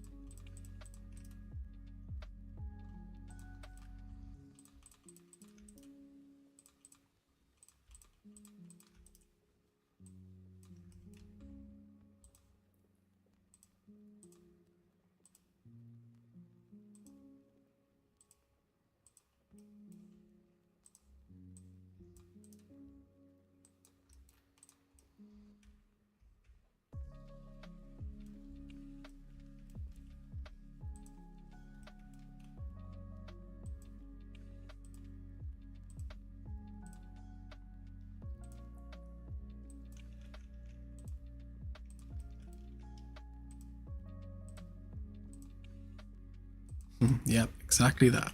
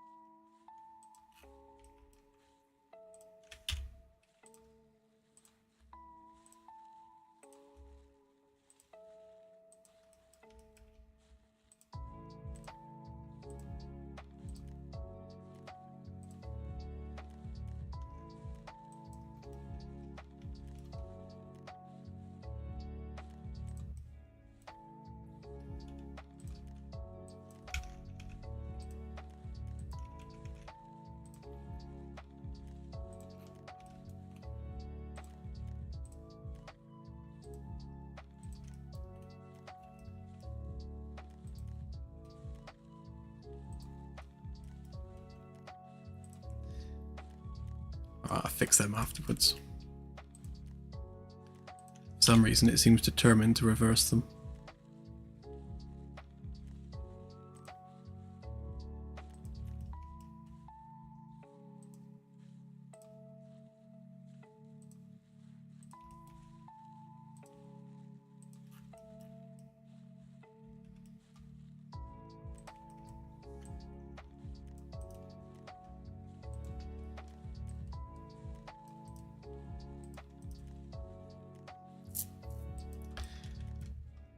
Right, so we've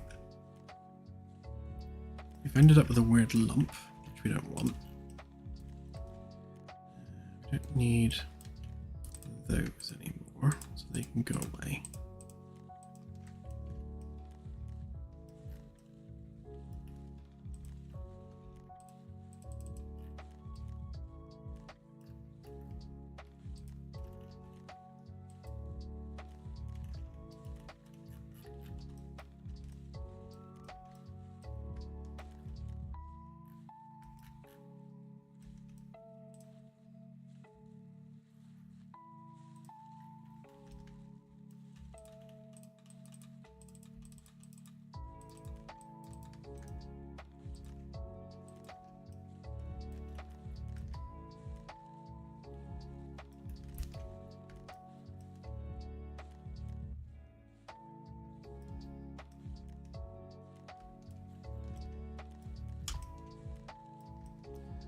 Quite sure what happened there, to be honest.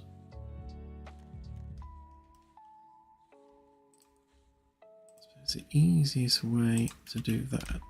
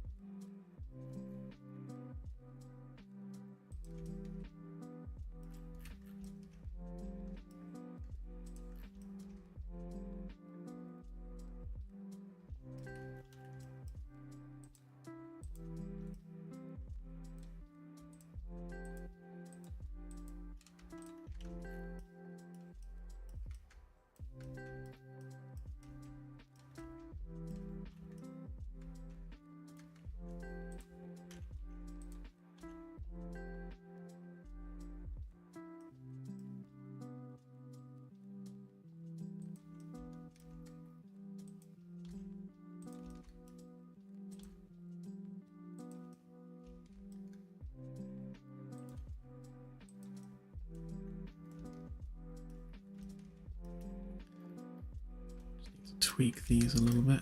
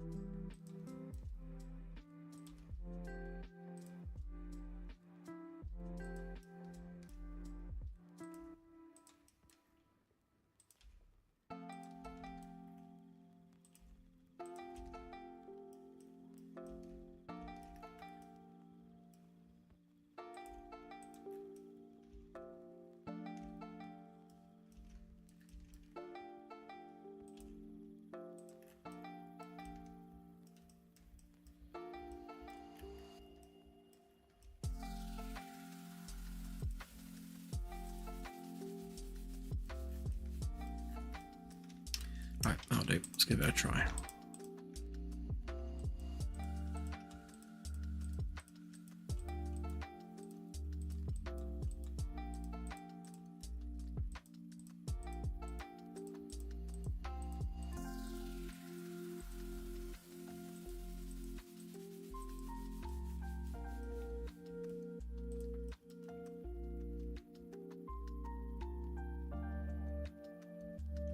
So some of these will become quads once the opposing side is added.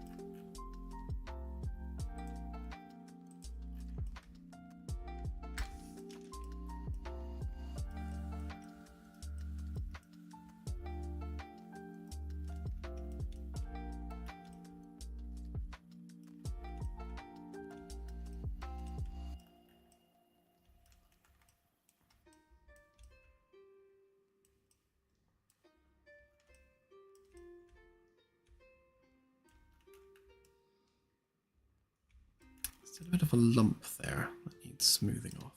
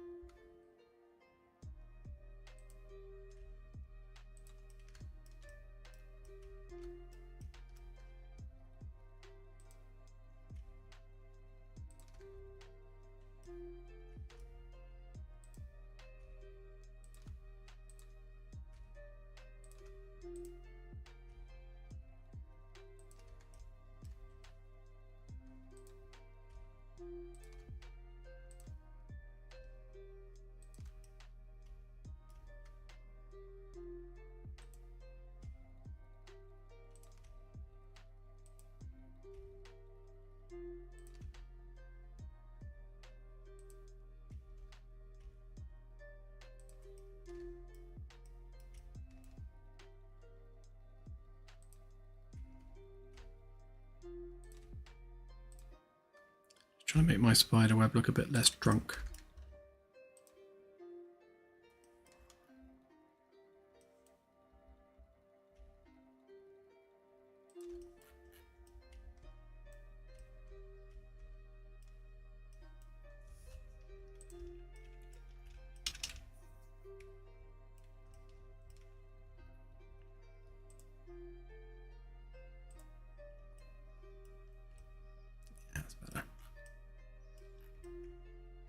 So all that's going to be chopped up anyway. So if there's any like little join lines, it doesn't matter too much.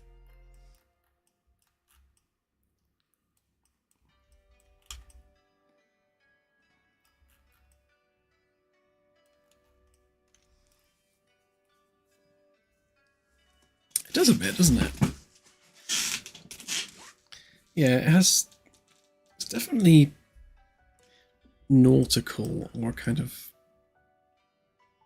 fishy in some way. Definitely reminds me of something, and I can't quite put my finger on it.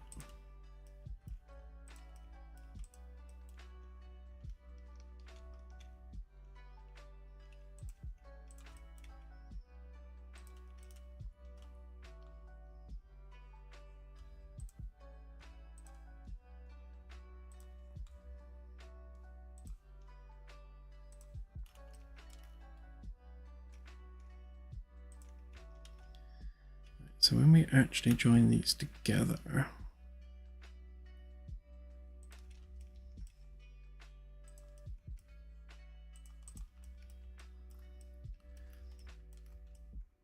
so these can be made into quads.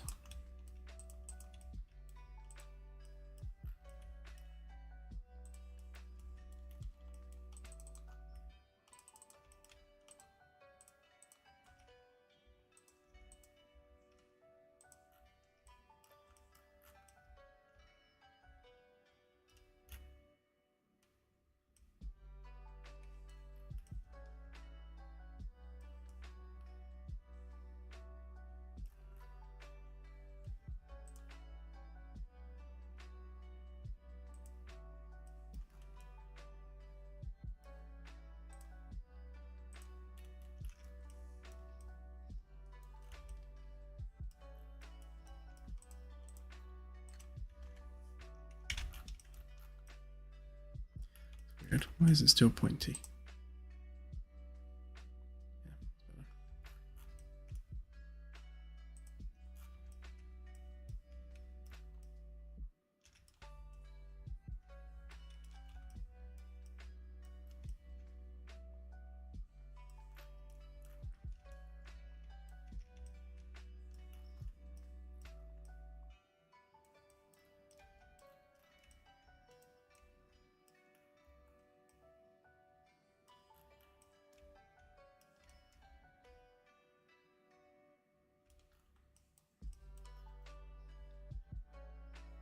Yeah, that's true actually.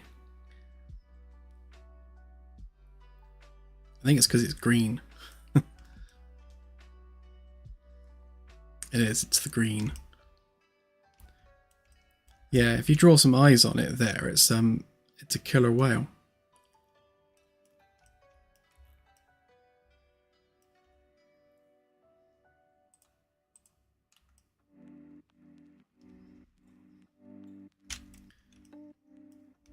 Right, so I'm gonna get rid of the other half again for a minute, so that we don't mess up our groups. So the cut line is going to be along here. So it doesn't matter if this piece is ever so slightly differently shaped, because that's being chopped off anyway. But I will try and even out some of these bits when I do the final cut. So we need to. Oh, I love that idea. Yeah, on the 1st of April, give all the ships big googly eyes. That would be hilarious. I'm all for that.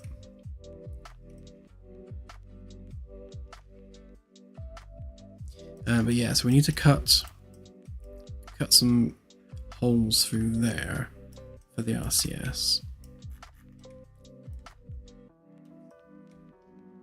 And as much as the frames are running that way,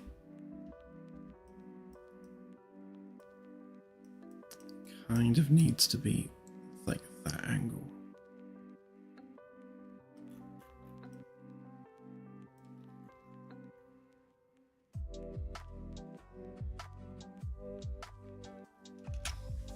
I think what I'll do is I'll because we've got the frame that goes along like this, and obviously they are all parallel to one another, but this isn't parallel to that, so probably have like a subframe just for this bit so that we can do the RCS hardware. I'll cut that out once it's been smoothed off. What else needs doing?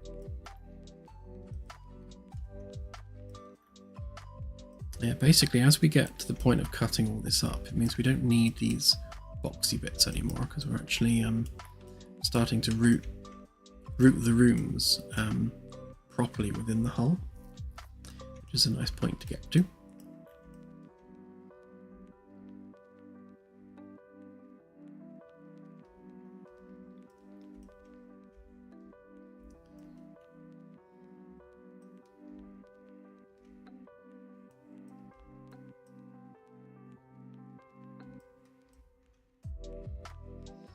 How are we doing time-wise? Okay, just over halfway through.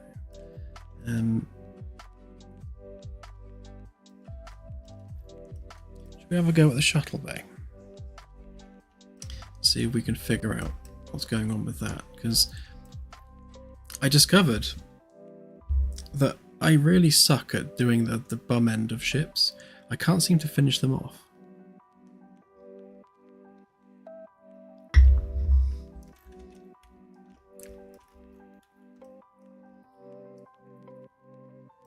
So ideally, I'll have a good one, CSI.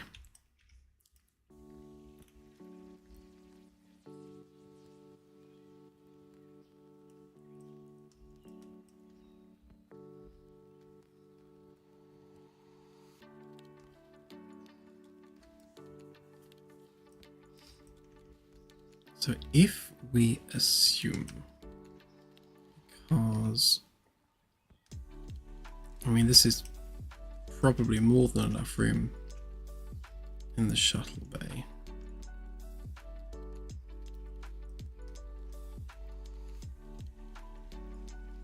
He says optimistically.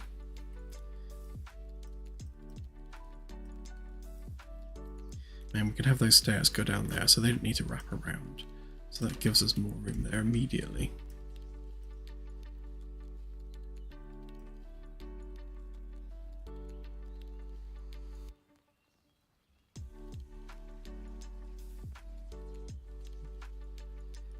Yeah, we've been trawling through various designs looking for something which inspires, but I think ultimately I do love the idea of the swept back angle there. The question is what angle and where from. So I'm thinking that. So 30 degrees is probably, well, I say too much, but actually that might not be a bad shout. So 15 would be that.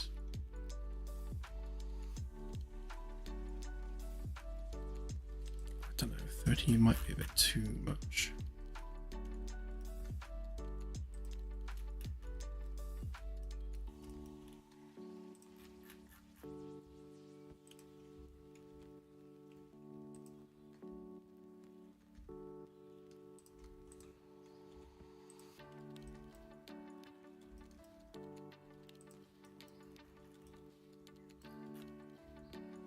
It's basically that.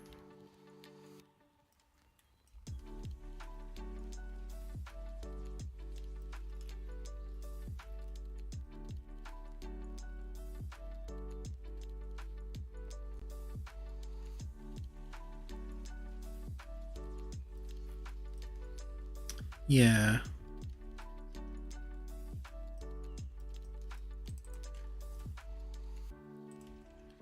I mean, if we made it half that, so that would be 15. And if we brought that in to there, basically to line up with that frame, I mean, we'd have a little 2-meter long sticky out bit for landing on.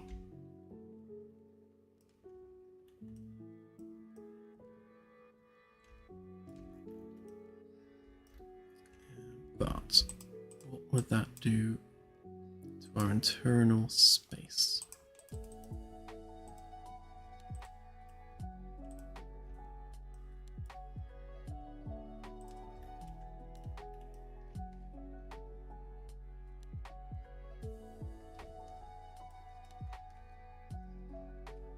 Not too bad, to be honest.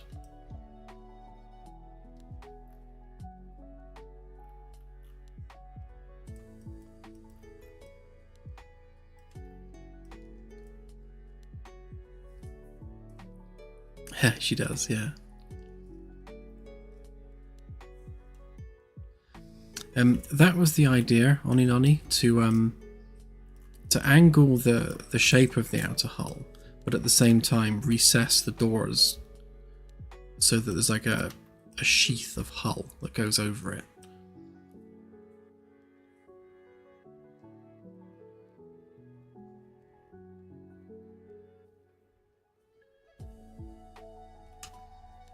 Yep.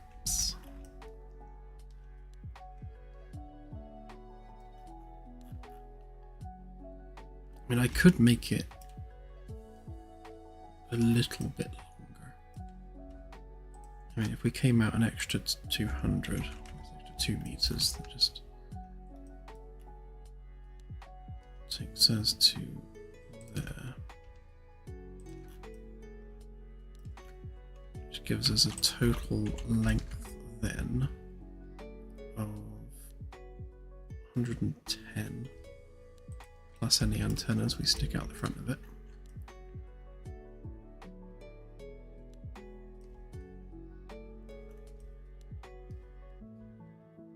I think I'll do that.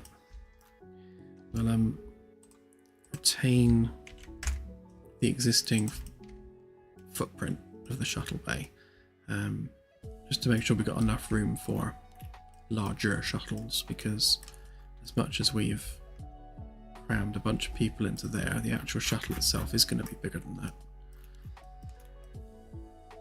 And then we'll have our little lip on the back.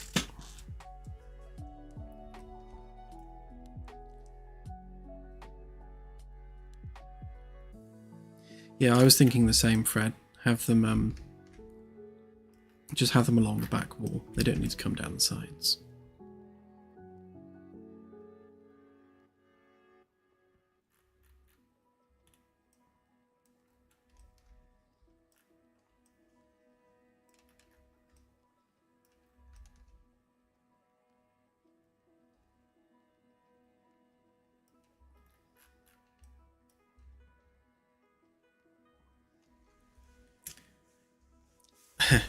Tractor beam or grappler? Good question. Big magnets. So I like the idea that the like the shuttle bay floor area is kind of like anti-magnetic, so it's like the opposite polarization, so that the pads on the shuttle just kind of like bounce over it like a maglev. Or we could just have wheels, you know.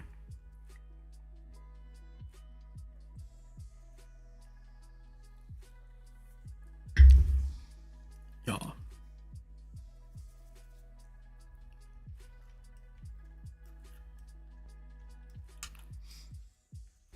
Right, so now that we've done the front bit, I think we need to make this bit unique, because we're going to have to start chopping this up separately. So if we go from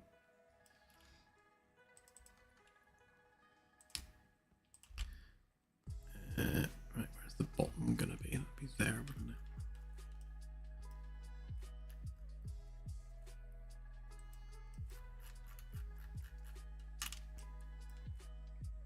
Right, so that's basically our floor level for the shuttle bay.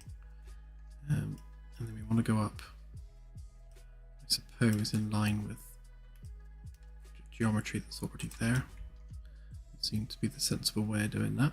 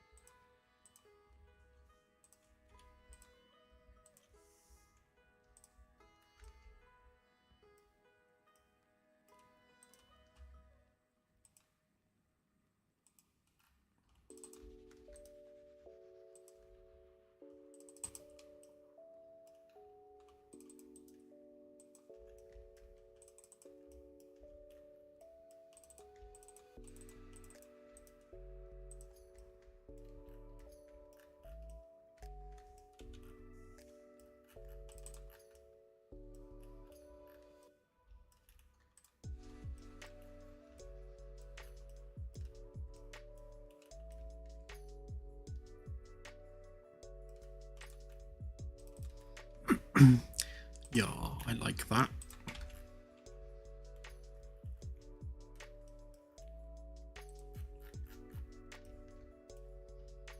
Right, then we're coming out 200 for our little landing pad jobber.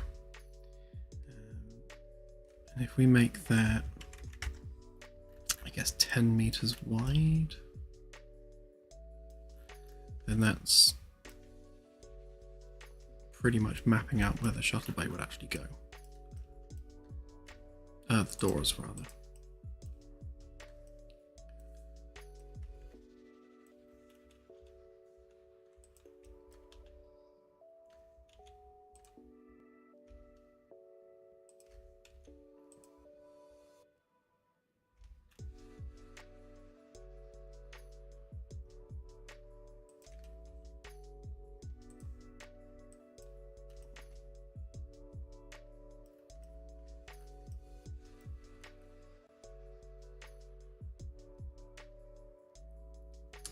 Yes, it can do OBJ or FBX.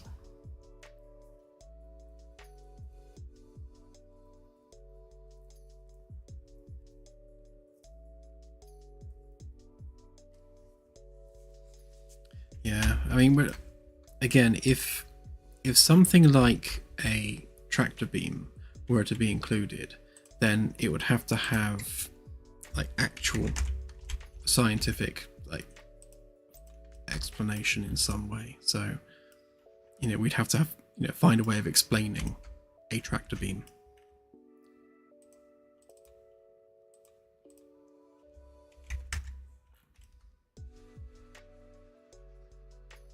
I'm going to push the limits a bit if we go too far out there.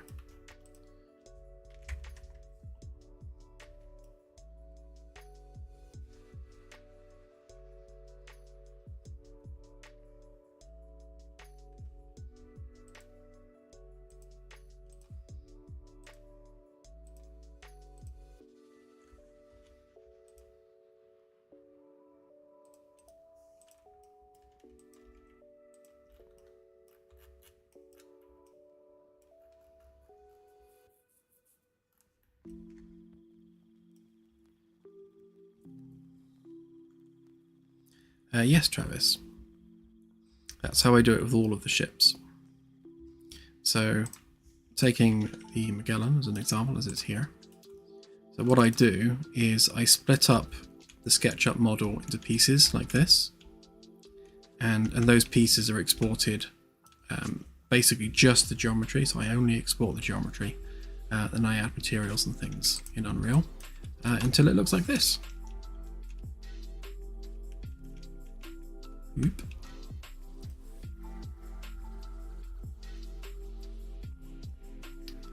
SketchUp, there it is. Yeah, so we do the outer hull first, then we chop it up, then we export it into Unreal.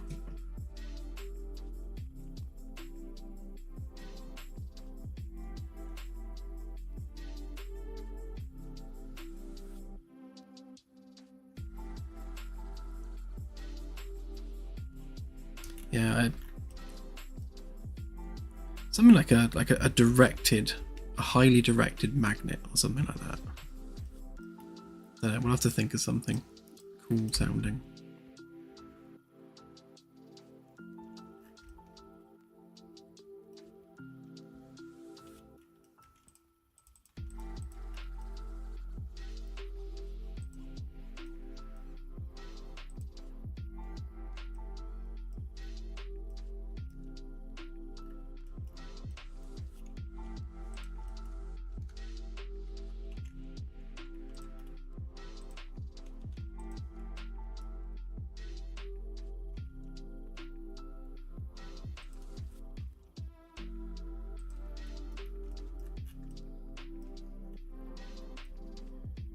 So the actual shuttle bay door would be there, with a little landing strip there, which is actually going to be about, so that's 4 meters, so probably 5 when all's said and done. And we can put some like landing lights and things on it, and like the ship name underneath or on top.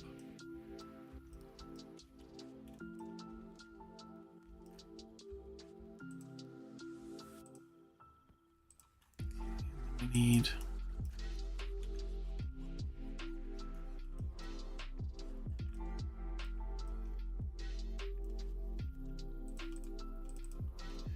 fix that for a start.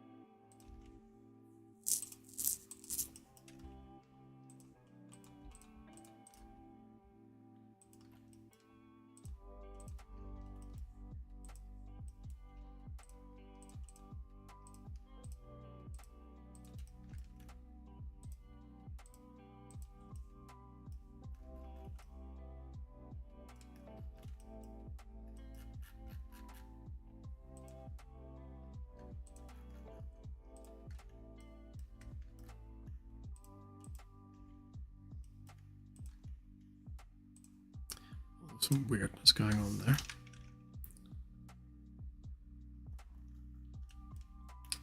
I see what's going on.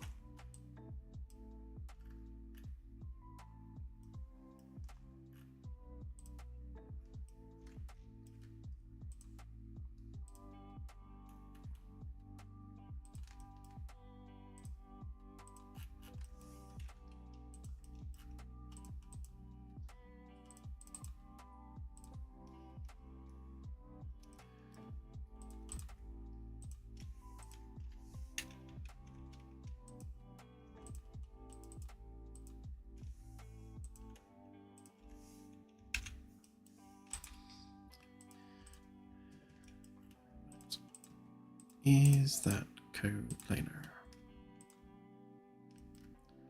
No, of course not.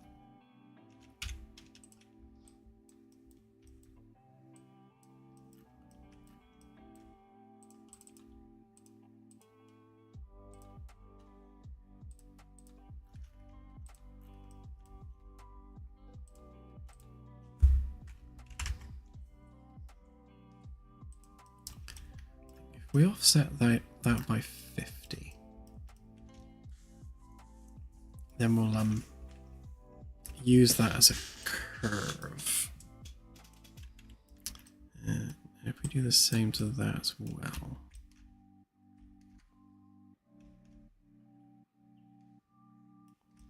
Well, actually no, we won't need to, will we? Because we're gonna extrude that anyway.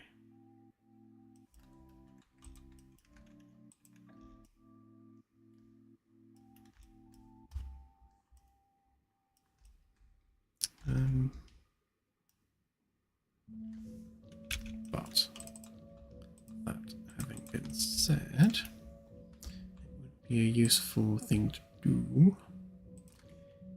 Just brought that back.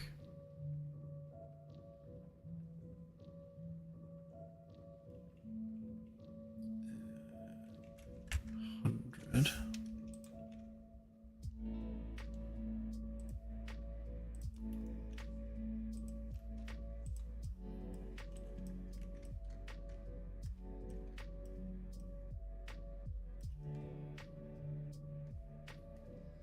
This will serve as the lip at the back, and then we want the shuttle bay entrance to be, say, 1 meter in from there.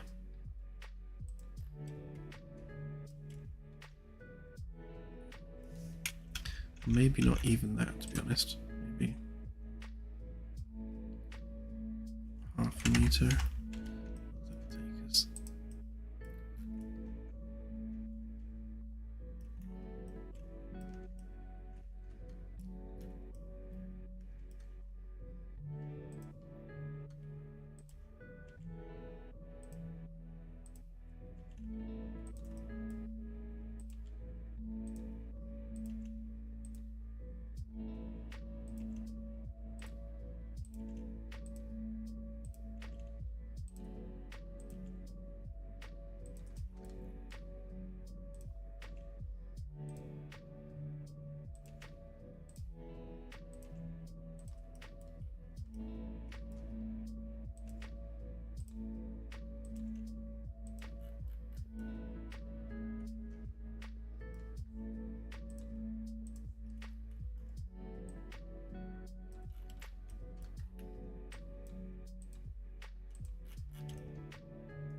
Yeah, something like that.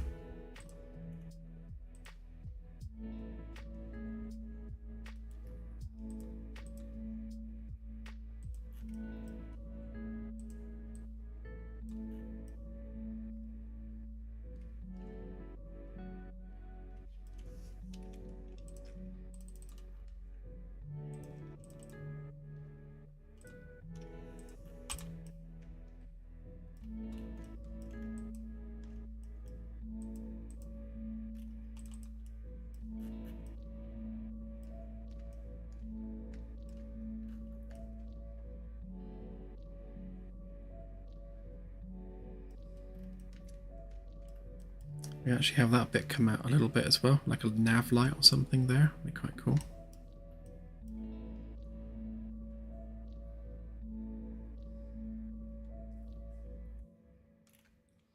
Oh yes, it's definitely going to have very, very mechanical doors. Because we like mechanical stuff.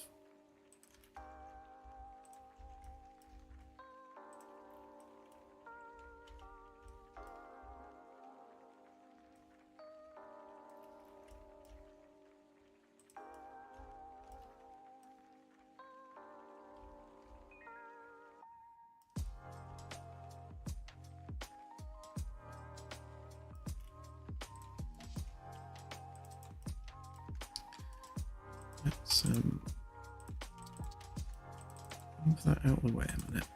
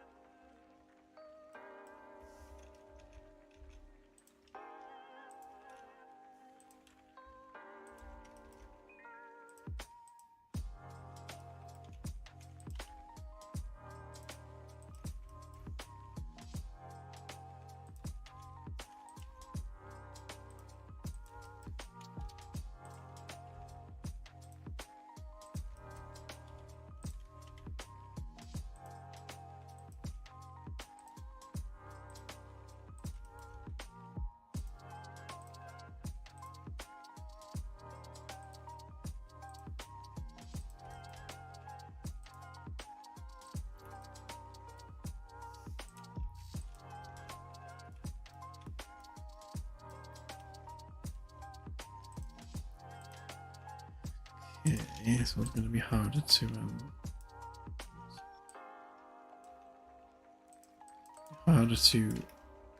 draw a face there because it's not coplanar. Cheat with this though.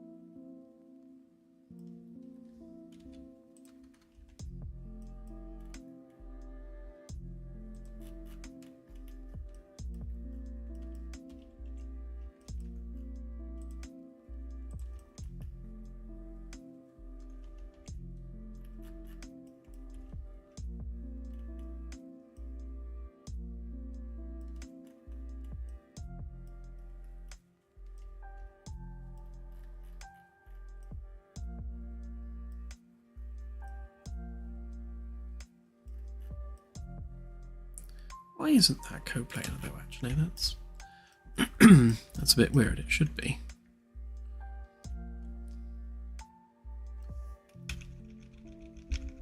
Hang on a minute. Something's gone awry there.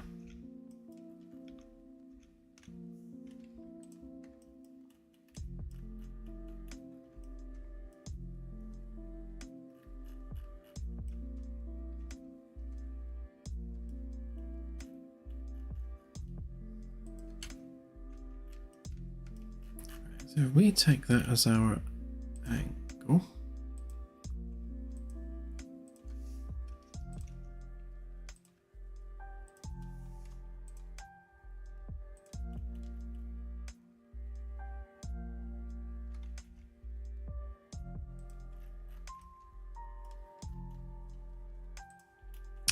I see what's happened.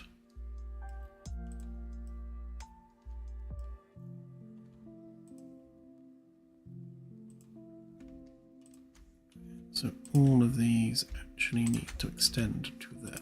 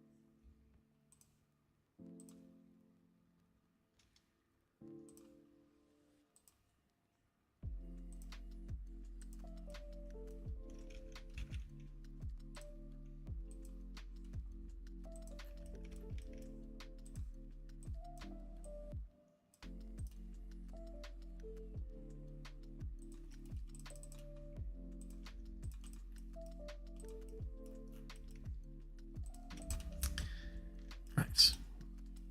Gives us a nice consistent slope.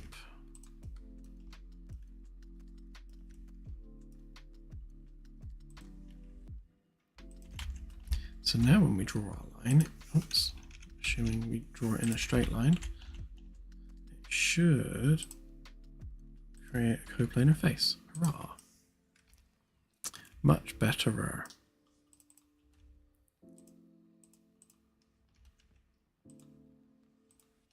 So we can bring that in by 50. So that joins up with that, but actually needs to be 50 to that. Why is that not 50?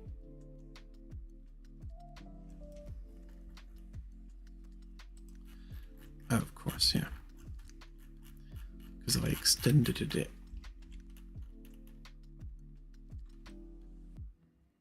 It's actually close enough, I think.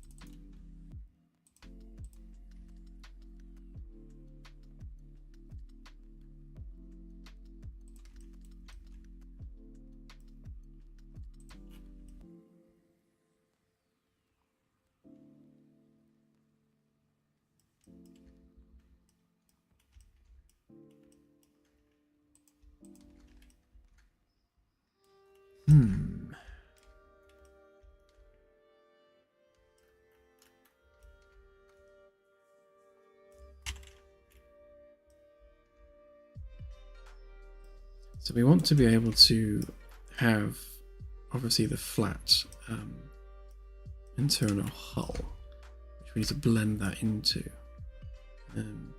We want to try and maintain 50 centimeters worth of cavity there. So that means, assuming this one's the correct height, yes it is. So that is the level of our floor. Just take it out to there for argument's sake. Yeah,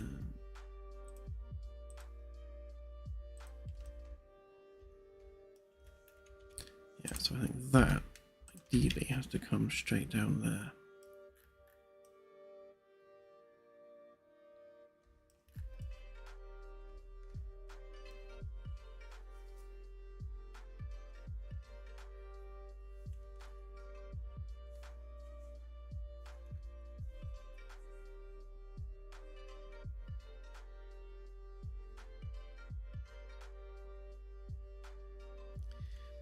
I could do, but the whole point of angling the back it is purely an aesthetics thing, because otherwise you've just got like a flat back to the ship, which looks weird.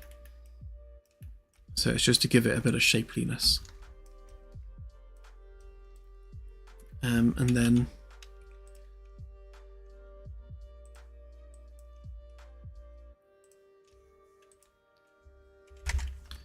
yeah, then from here we just need to make it look nice, basically.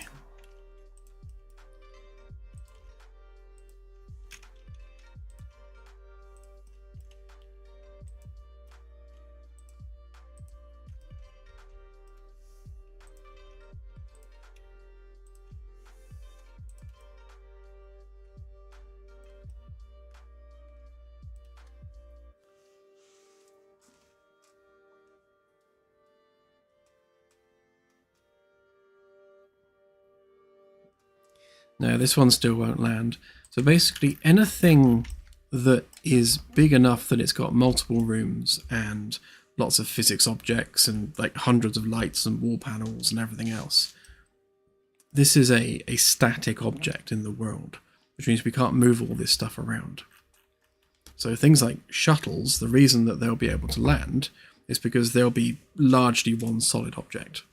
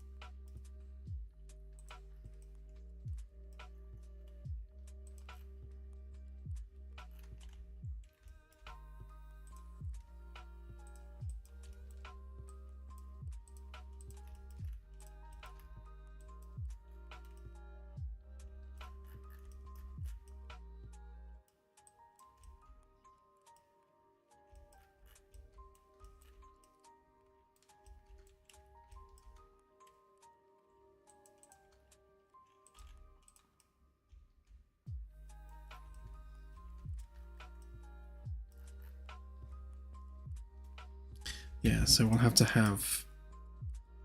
We'll blend that in nicely.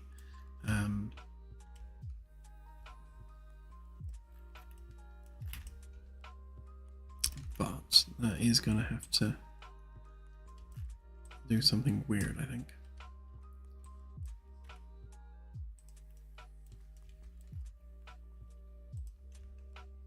Yeah, if we take that to there...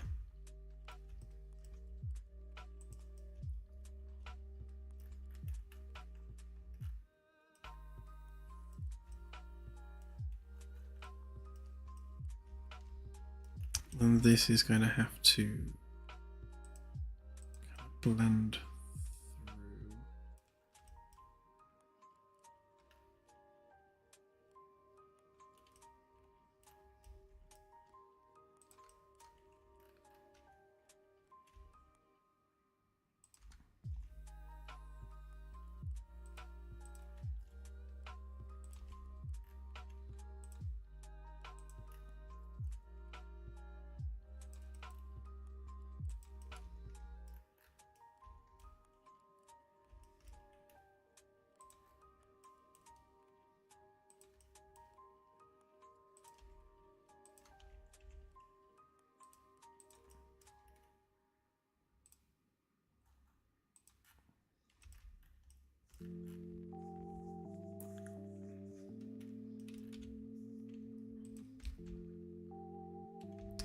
Yeah, we're working on the Magellan at the same time. So the idea of this particular ship is it's something that we're only working on during streams. So it is specifically a stream-only thing.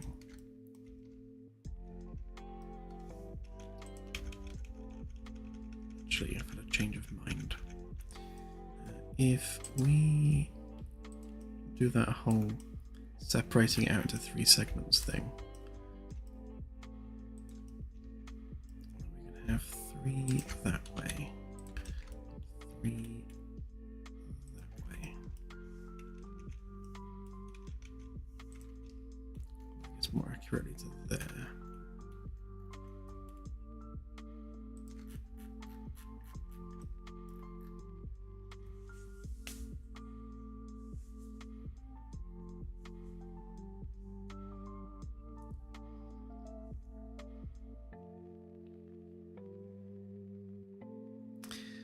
Yes, Christopher, I'm going to do that both top and bottom.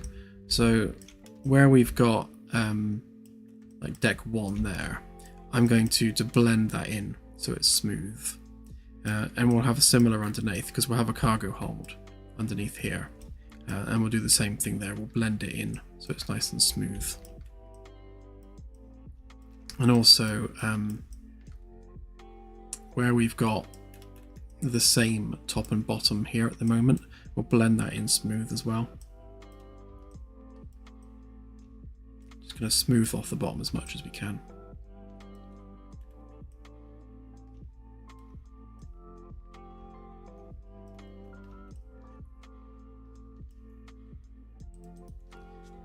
Currently, yes, this is the ship's hull we're working on.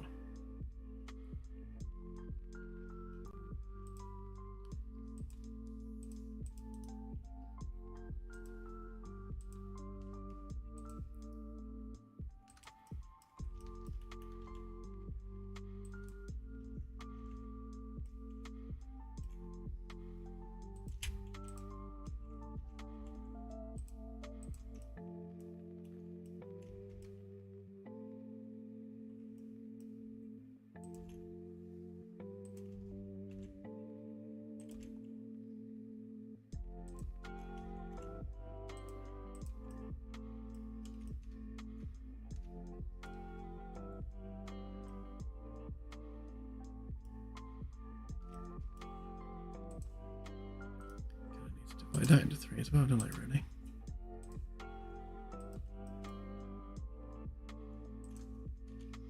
So this is going to cause some geometry issues here, so I'm going to expand this so it gives it a little bit more detail.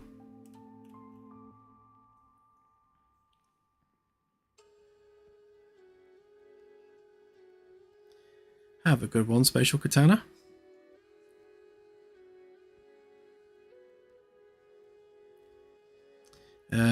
Will we be implementing a realistic warp bubble? Depends what you mean by realistic.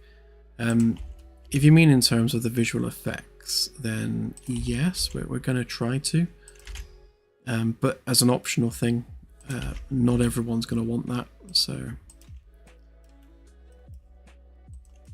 some people might just want stars to drift by outside the window. Some might want no effect at all. So we'll have a selection of different effects available that you can choose from. It's probably the fairest way of doing it.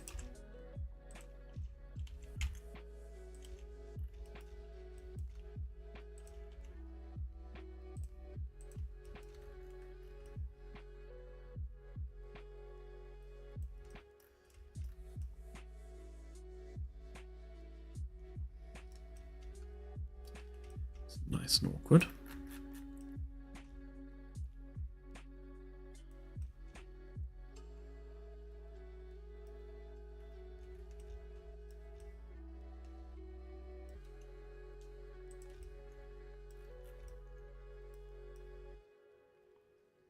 Ooh, or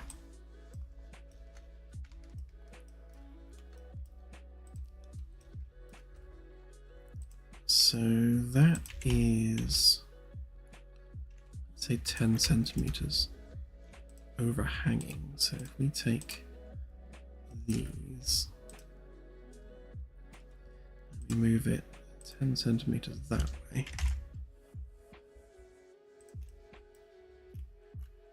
It means we get a nice kind of angled back to it.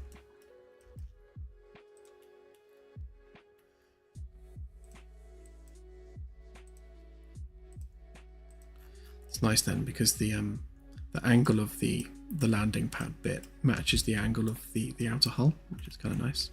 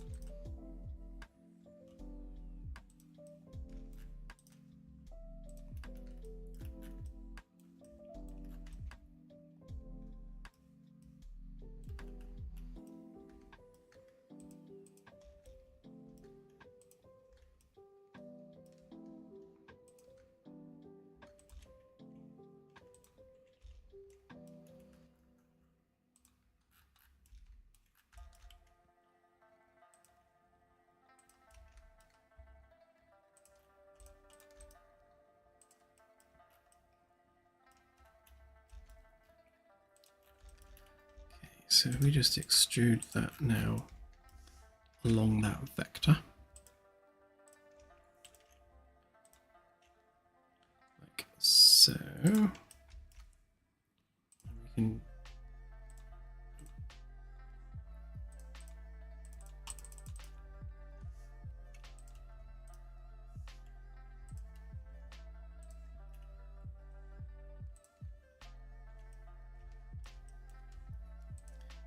do an intersect on that a minute.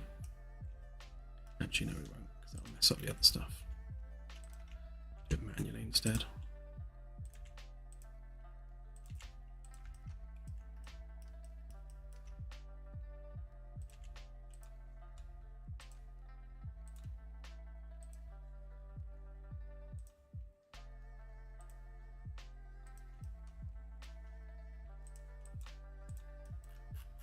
There we go. So that's basically what the shuttle bay area would look like with an angled design. Let's fix this in a minute.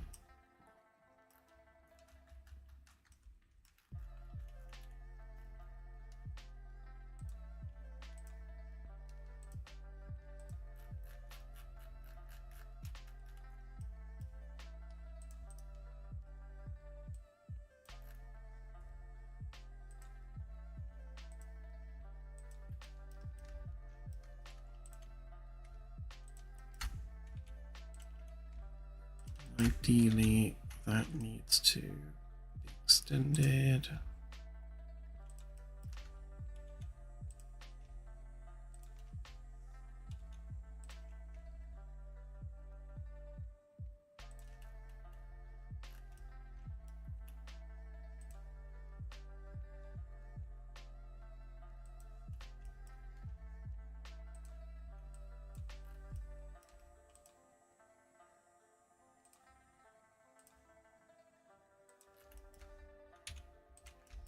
To make sure we're continuing that curve properly.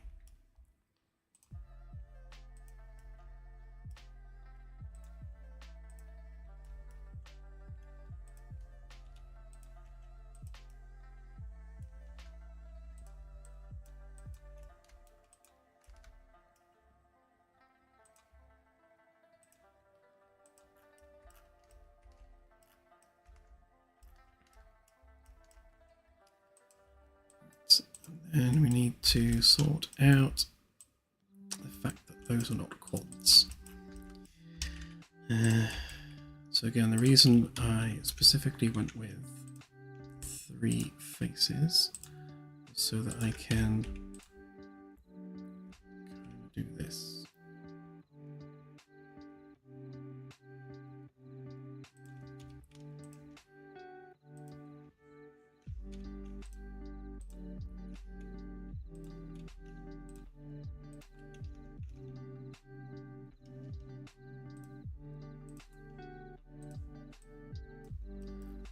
Now it's quads.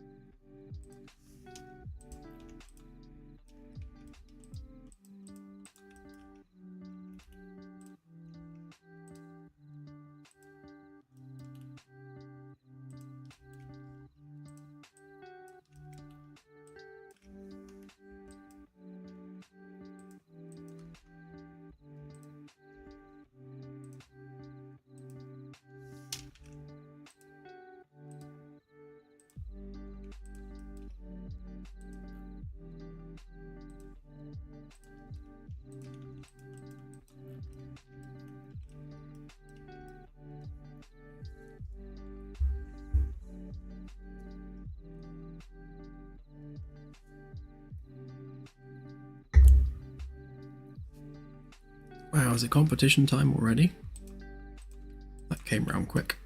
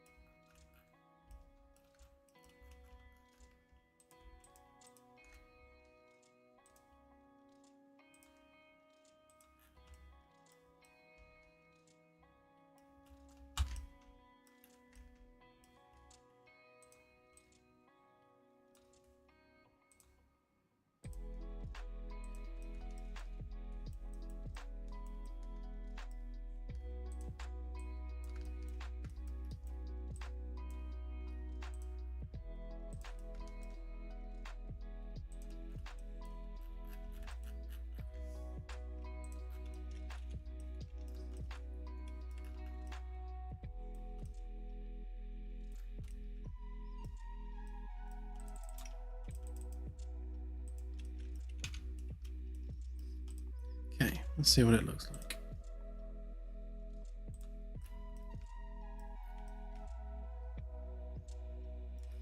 Okay, so I need to add some supporting edges around there to smooth, well, to make it not compress like that. Okay. So I'll have to sort out that triangle. Basically, that's what it's going to look like.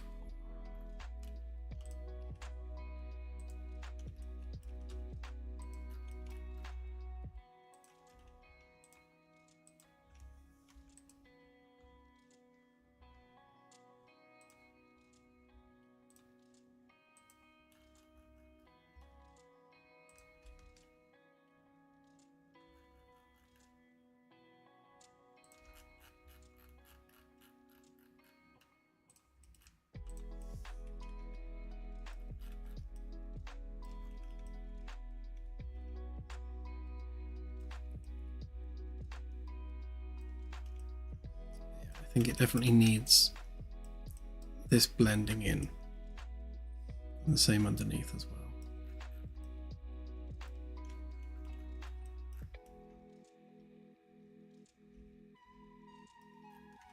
Yeah, I think we got ourselves a workable shuttle bay there.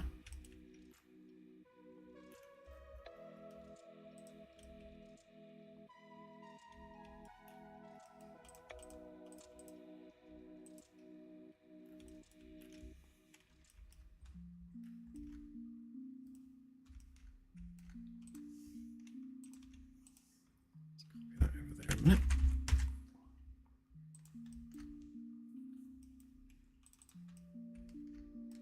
Yeah, so how that relates to the actual shuttle bay. Lined it up perfectly.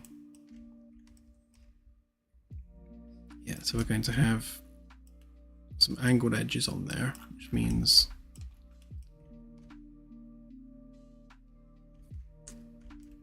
yeah, so if that's the edge there, let's make this one unique a minute.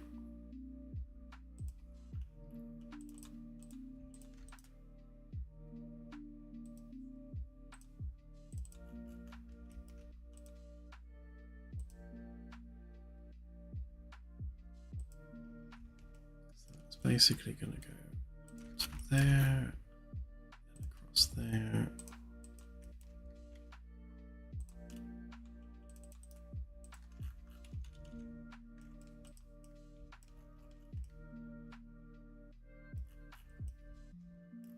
In fact, that one won't even be there, will it? Yeah, so the final frame will be this one.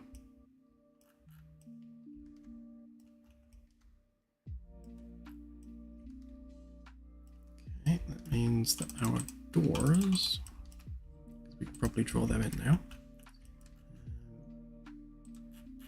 So I would say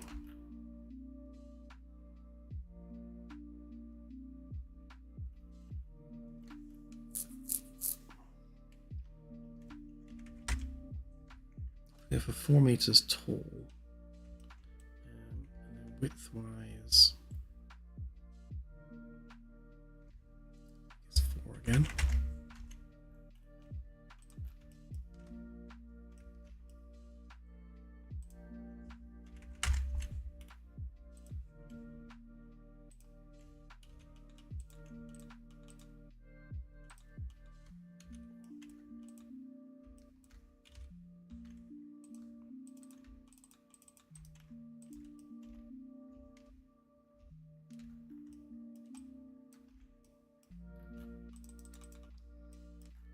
Yeah, so we're looking at that for the entrance. Then we'll have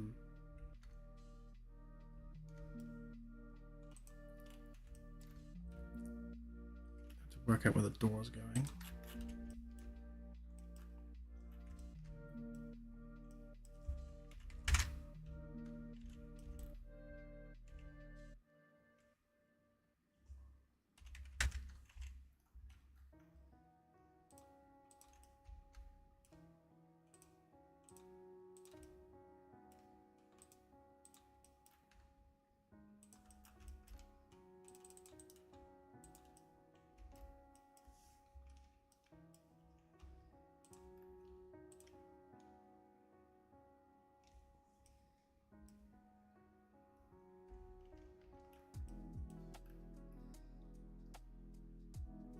So I think what we'll do then is we'll make the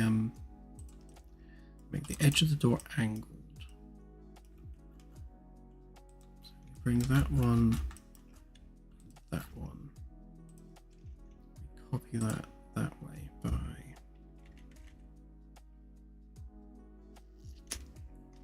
150. Right, and we can move that one up by 150.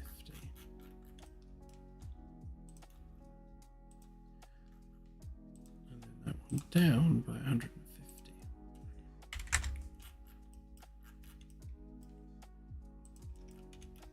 So if we had something like that, then that will allow us to open the full extent, which would be 350.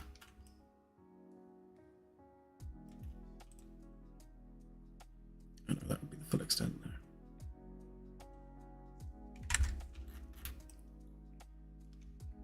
Yeah.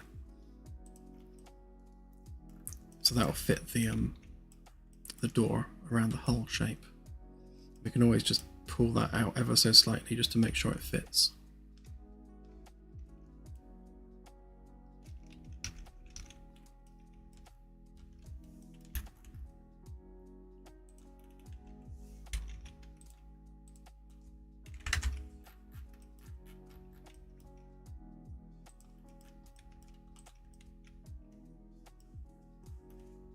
Yeah, maybe not quite as extreme as that.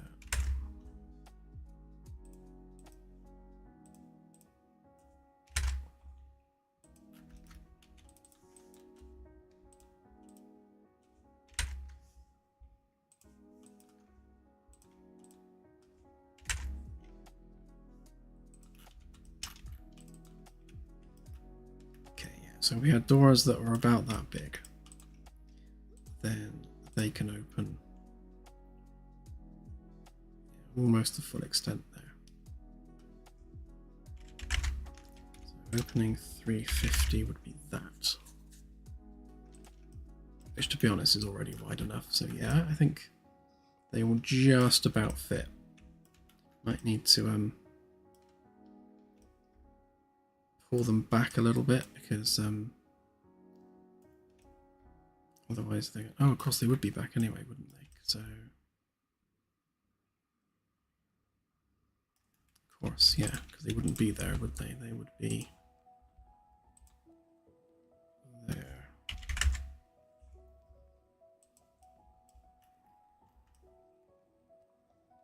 Yeah, in which case there's even more room.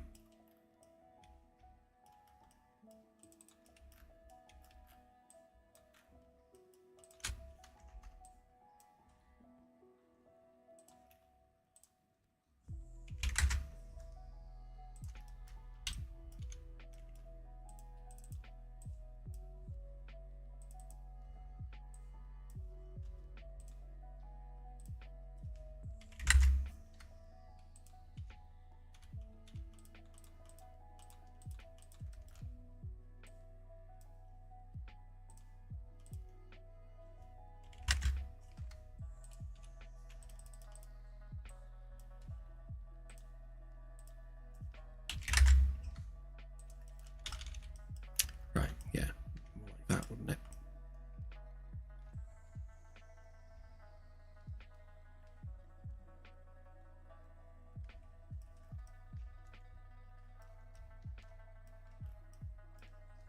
So yeah, that works. And depending on where we put the cargo lift, might even be able to stack those in front of each other.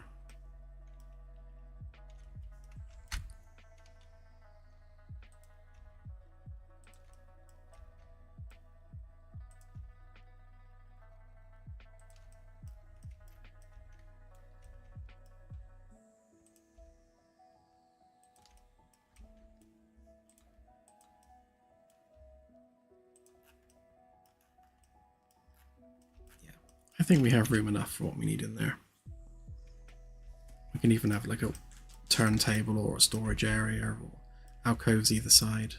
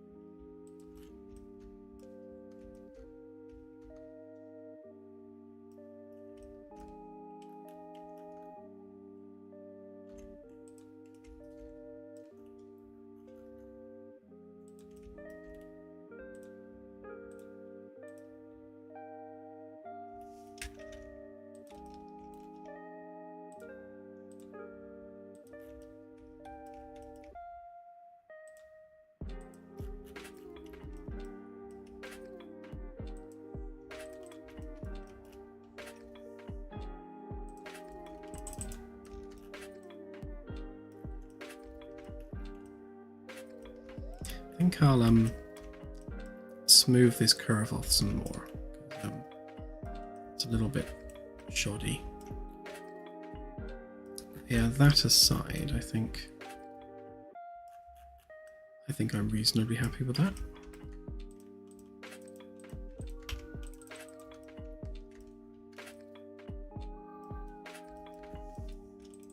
Let's just oops. Grab that, pop that back over there. And the same underneath.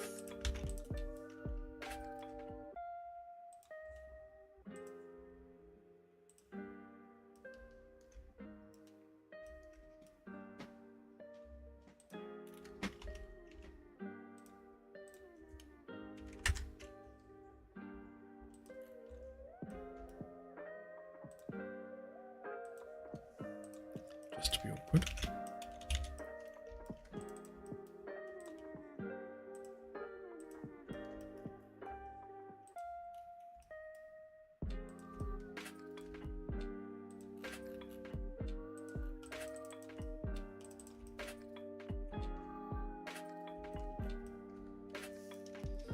Yeah.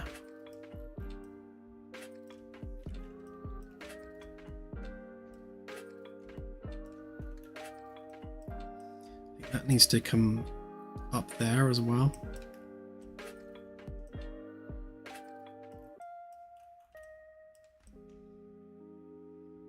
Yeah, so we'll smooth off that transition there, and at the same time, we'll have it come there as well. Then we can add a little landing pad type area there. I mean, it's not big enough to fit a whole shuttle, but it's just something we can put some lights on.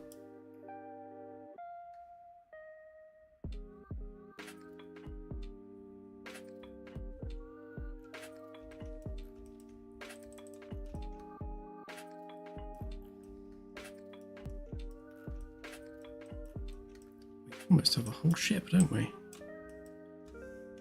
Hang on, let's copy this over here a minute so I can have a look at it.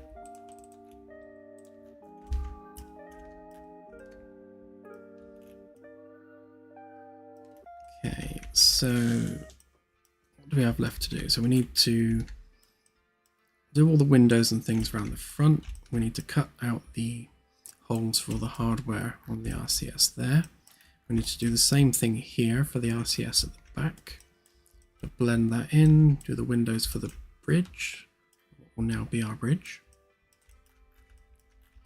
And blend that smoothly, so that there will basically blend straight into that little lip at the back. Which will look nice, and we'll do the similar thing across the back there. We'll just blend that in smooth rather than having a lump. Yeah, it's starting to look like a thing.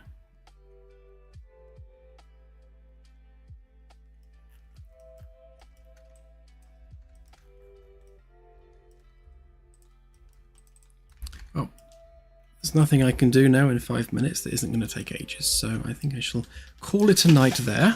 Oh, could do with a stretch and a walk.